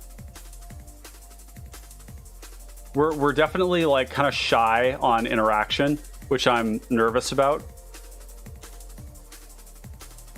I'm nervous that like we don't have enough, but and we do have like a very, very deep roster of creatures. It's worth keeping in mind, but I think this is kind of the way the deck needs to be. Any recommendations on what to do here? I'm going to change the versions of these lands until I get a good idea. Gotta have old border forever. We could cut something like Dusk Legion Zealot. We could cut Sign and Blood. Yep.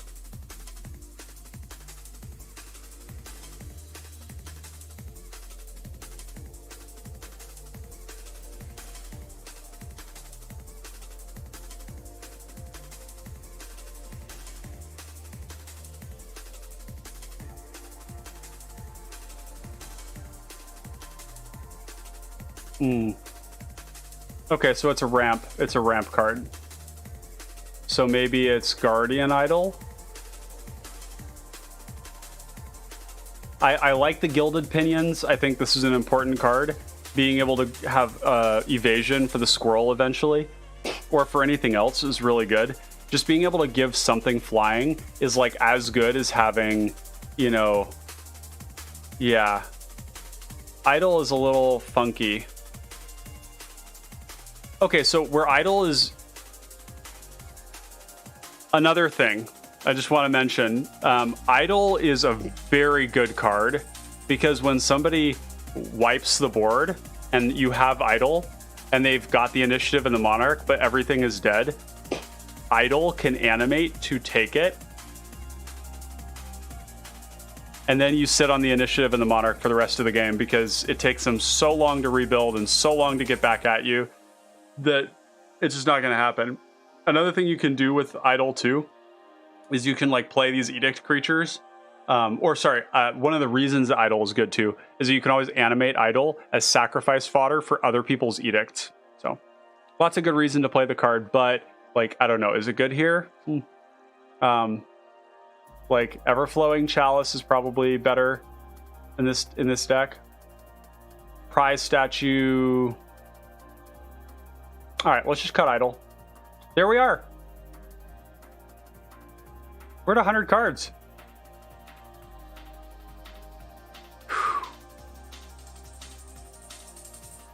We did it. I wouldn't have been able to do it without you guys. Yeah. That was robust. Yeah, you're right. True Man's World, there's a lot of pips. That being said, like some of these don't make colored mana, like Chalice and Mind Stone and Thought Vessel. It might be that it's better to have Idle than it is Thought Vessel. Yeah, I'd still be in the sauce. And can you really blame me? I mean, this deck is like, we started at the beginning with the caveat of like, this is going to be a very hard stream. Not over Mind Stone, yeah. It's possible that Guardian Idol is better than Thought Vessel. But yeah, like, we premised this from the very get-go of like, this is going to be a difficult stream because, yeah, it's just so many cards to play. And like, look, we've got how many cards in considering? 128? 128? Now, we wouldn't play all of these. I think there's a lot of cards in here that like are not good enough, that are not on the short list. But there are a lot of cards in here that are on the short list. We don't even have Sakura Tribe's Elder. That's wrong, right? This has got to be wrong. I'm sorry, we got to go back for just one moment before we celebrate. Sakura Tribe Elder is exactly the kind of 2-mana thing we want to play, right? Yeah, I want Elder for sure. Is that better than? Because like in the late game, yeah, it is better than the 2-mana Ranger. But I think that the 2-mana Ranger also does something cool.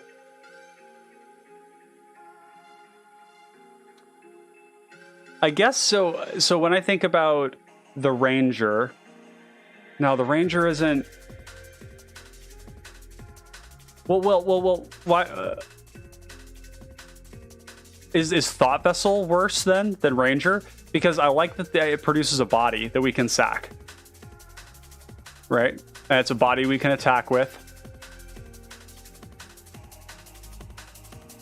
In a lot of ways, Ranger is really similar to Primal Druid and Viridian Emissary, except that it's not putting it into play. Okay, so if we're looking at Sylvan Ranger, then what about Pilgrim's Eye? Pilgrim's Eye flies.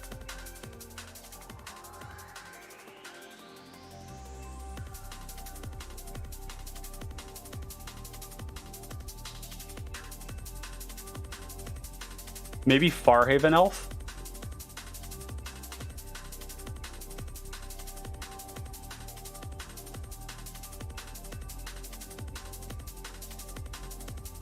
See, the cheap things are really nice because we go 1 mana Squirrel, 2 mana thing that we're going to sacrifice. On turn 3, we sacrifice it, having gotten value from it, making the Squirrel bigger and drawing a card. The 3 mana ramp, we have Farhaven Elf, Underseller, Myconid, and Wood Elves. And the worst of them is Farhaven Elf. Maybe Argothian Opportunist. The Argothian Opportunist is making 2 things that we can sacrifice, though, so I think it's premium. So I think we could cut Farhaven Elf. That's what I would like to cut. I want to keep Sylvan Ranger because I think for curve considerations, it's really good.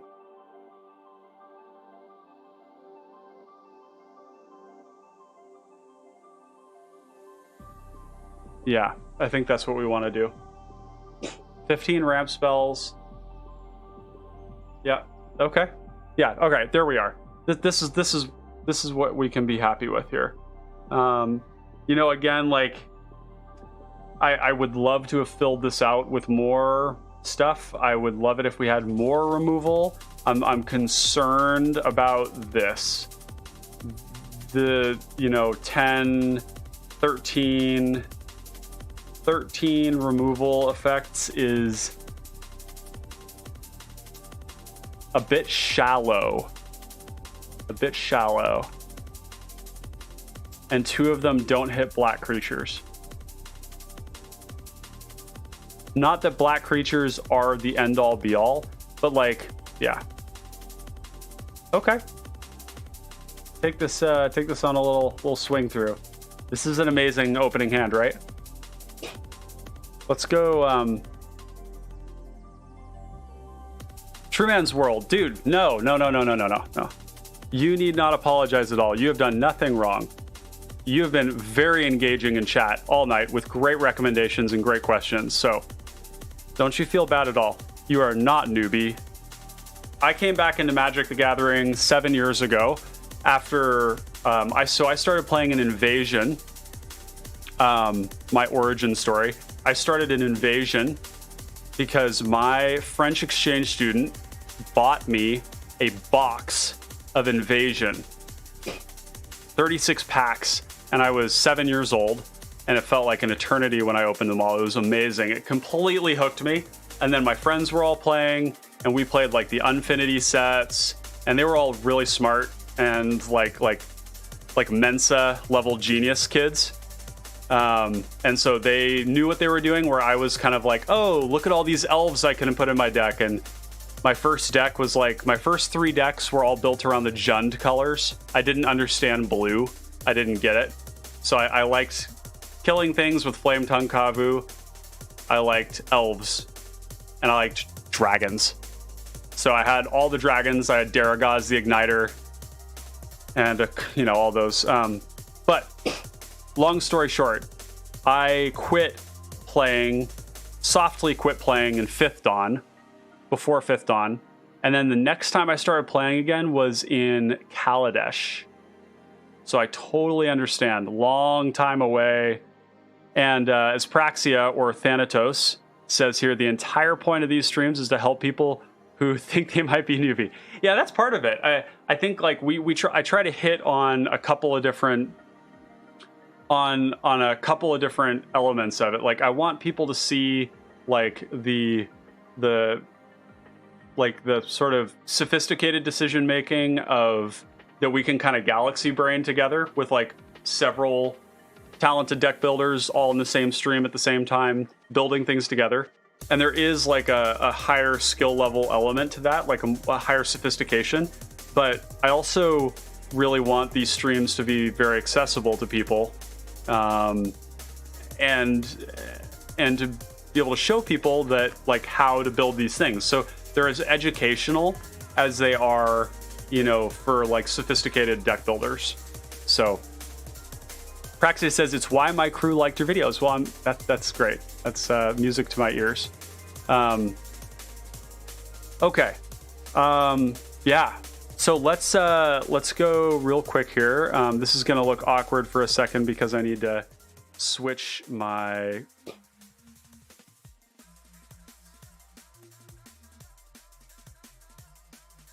interface here. Oh, but this doesn't show you guys my hand. So let's go here. Okay, so it's a little cut off because of the way I have my interface set up, but like you can see this is a good hand. Right, so let's just take this quick spin through this. We're gonna play our Mortuary Mire tapped. That's totally fine. These cards are good enough that, look, don't be afraid of tap lands in this format. I'll just say that.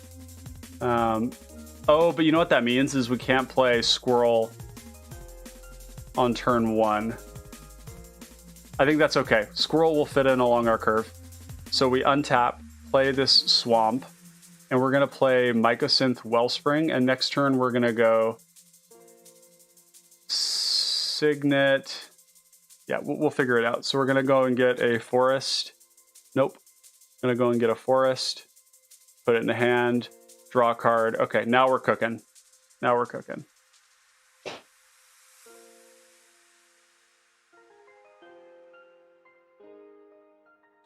And, you know, we could go Argothian Opportunist.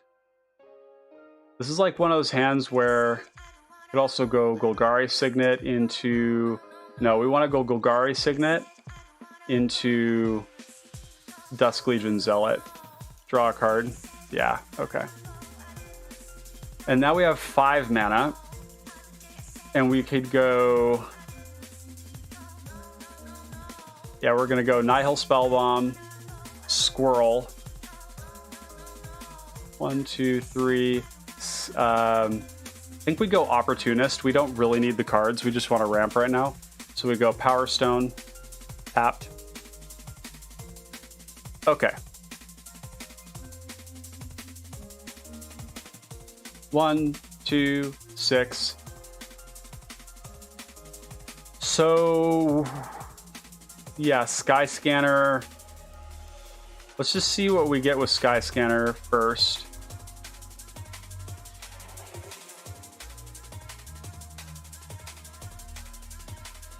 Nested Shambler. Most exciting.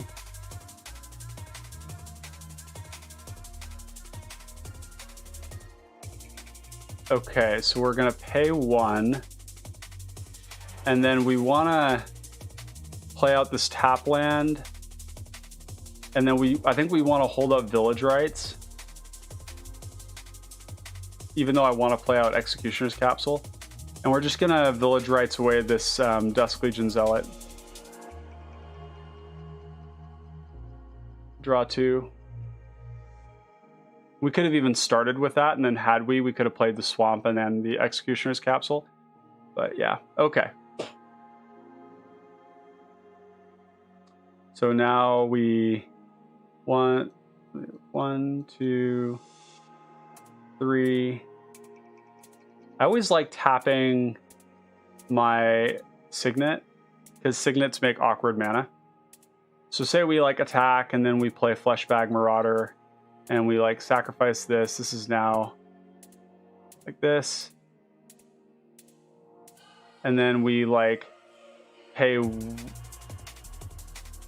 1 for E-Capsule, get some attacks in, and then we probably go 1, 2, 3, sack this. And we're gonna go and find a Swamp. Because we are a Pestilence deck. Actually, you know what? We've already got one in hand, so let's just go get another Forest. And then we shuffle, and then we draw. Ooh. Very spicy. Very spicy. 2 mana, Gixian Infiltrator. 1, 2, 3, 4. Vicious Battle Rager. Find a Swamp. Yeah, okay. So the reason we do this here is not to play a whole game. It's to see what the first couple of turns look like in a game and whether it looks like a reasonable game plan. And I think it does. I think it does. So chat, what we're gonna do, I'm gonna update the stream with this. I'm gonna drop the final deck list in chat. Go into the video description. Gotta change the deck list link here. And I think that is it for me tonight for the stream. I don't think that this is done. I think that similar to, yeah, yay! And there was much rejoicing. I think that this deck isn't done, and I think what it needs now is for somebody to like run this deck through the gauntlet like 10 times, and for changes to be made. Figure out what feels good, what feels bad, what's superfluous, how the balances look. Yeah, Praxia definitely. Well, I mean, my Mayhem Devil deck has been fucked with so much over time. Like, it's changed so dramatically so many times. And it's like, it's a good problem to have.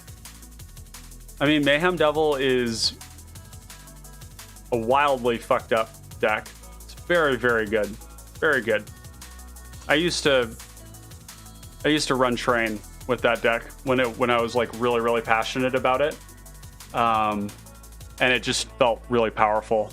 Yeah, and Thanatos, the cool thing is, like, when you showed me your deck, you kind of like reminded me of like what was core and powerful and important for us to focus on. With the like what was core and important and powerful to focus on, and it like brought us back to this place where like we have like a lot of mana and we are focused on the squirrel, and I think that's really important. So yeah, it was like there's an in-between there, you know, between like having enough interaction to like play a good game of Pauper Commander, having ramp to ensure that we can always do what we want with the squirrel or otherwise, and then having enough value engines that we can draw a lot of cards. I did notice in that game that we had a lot of lands, but I think that's yeah. And I think you helped me with the creatures you want to play. Oh, that's good. I'm glad to hear it. Well, folks, thank you so much. Sticking around for a long stream like this. You know, I endeavor to make these shorter, but the reality is deck building is a long process. And when we try to condense it down, sometimes the decks are easier to make and sometimes they aren't.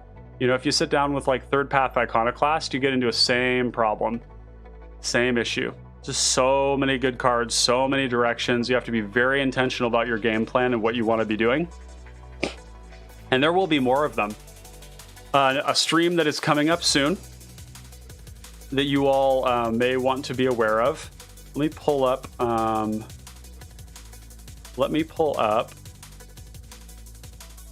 YouTube channel so I can show you all what is incoming. We're going to go to presentation mode, change this over to here. All right. So let's take a quick look at what we've got. The next stream is going to be this week on the 12th, Thursday. And that is going to be Levon, Sword Coast Sailor. For those of you that don't know Levon, it's a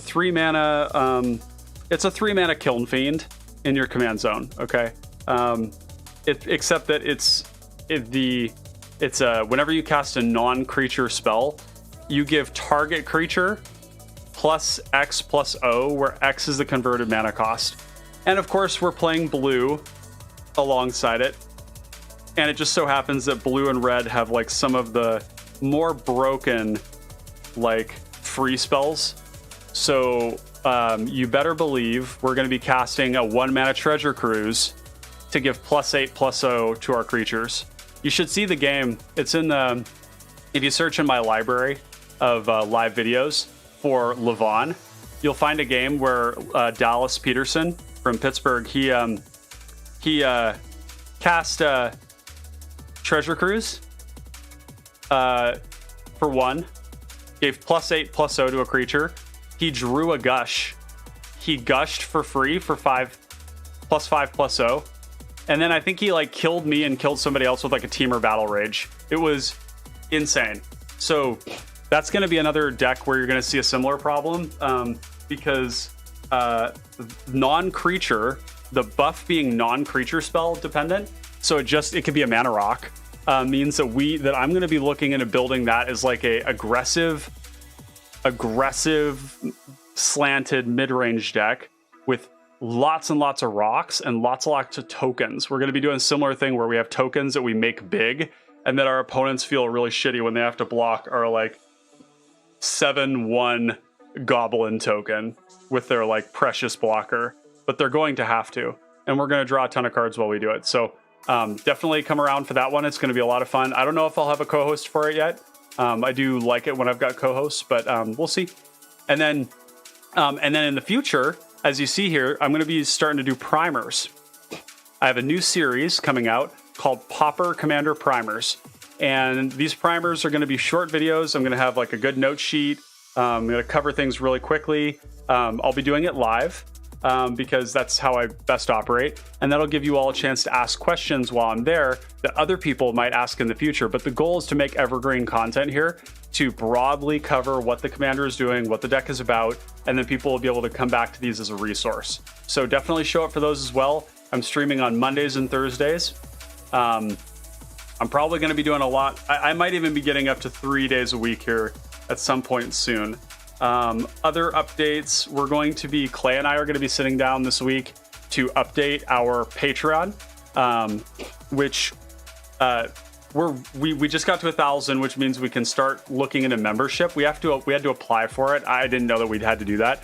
So we applied for it. It's about a month away before we can start taking that. But we're restructuring our Patreon for those of you that just really want to support the content.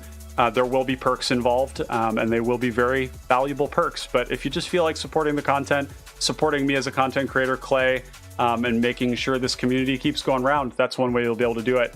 I'm also going to be making YouTube shorts soon. So just hold on to your britches. We got mad content coming in here soon. Some really good channel collaborations too. So anyways, without further ado, like, subscribe, go and click those little notify me on those videos if you want to know when I'm doing them, so you don't have to put it in your calendar or anything like that.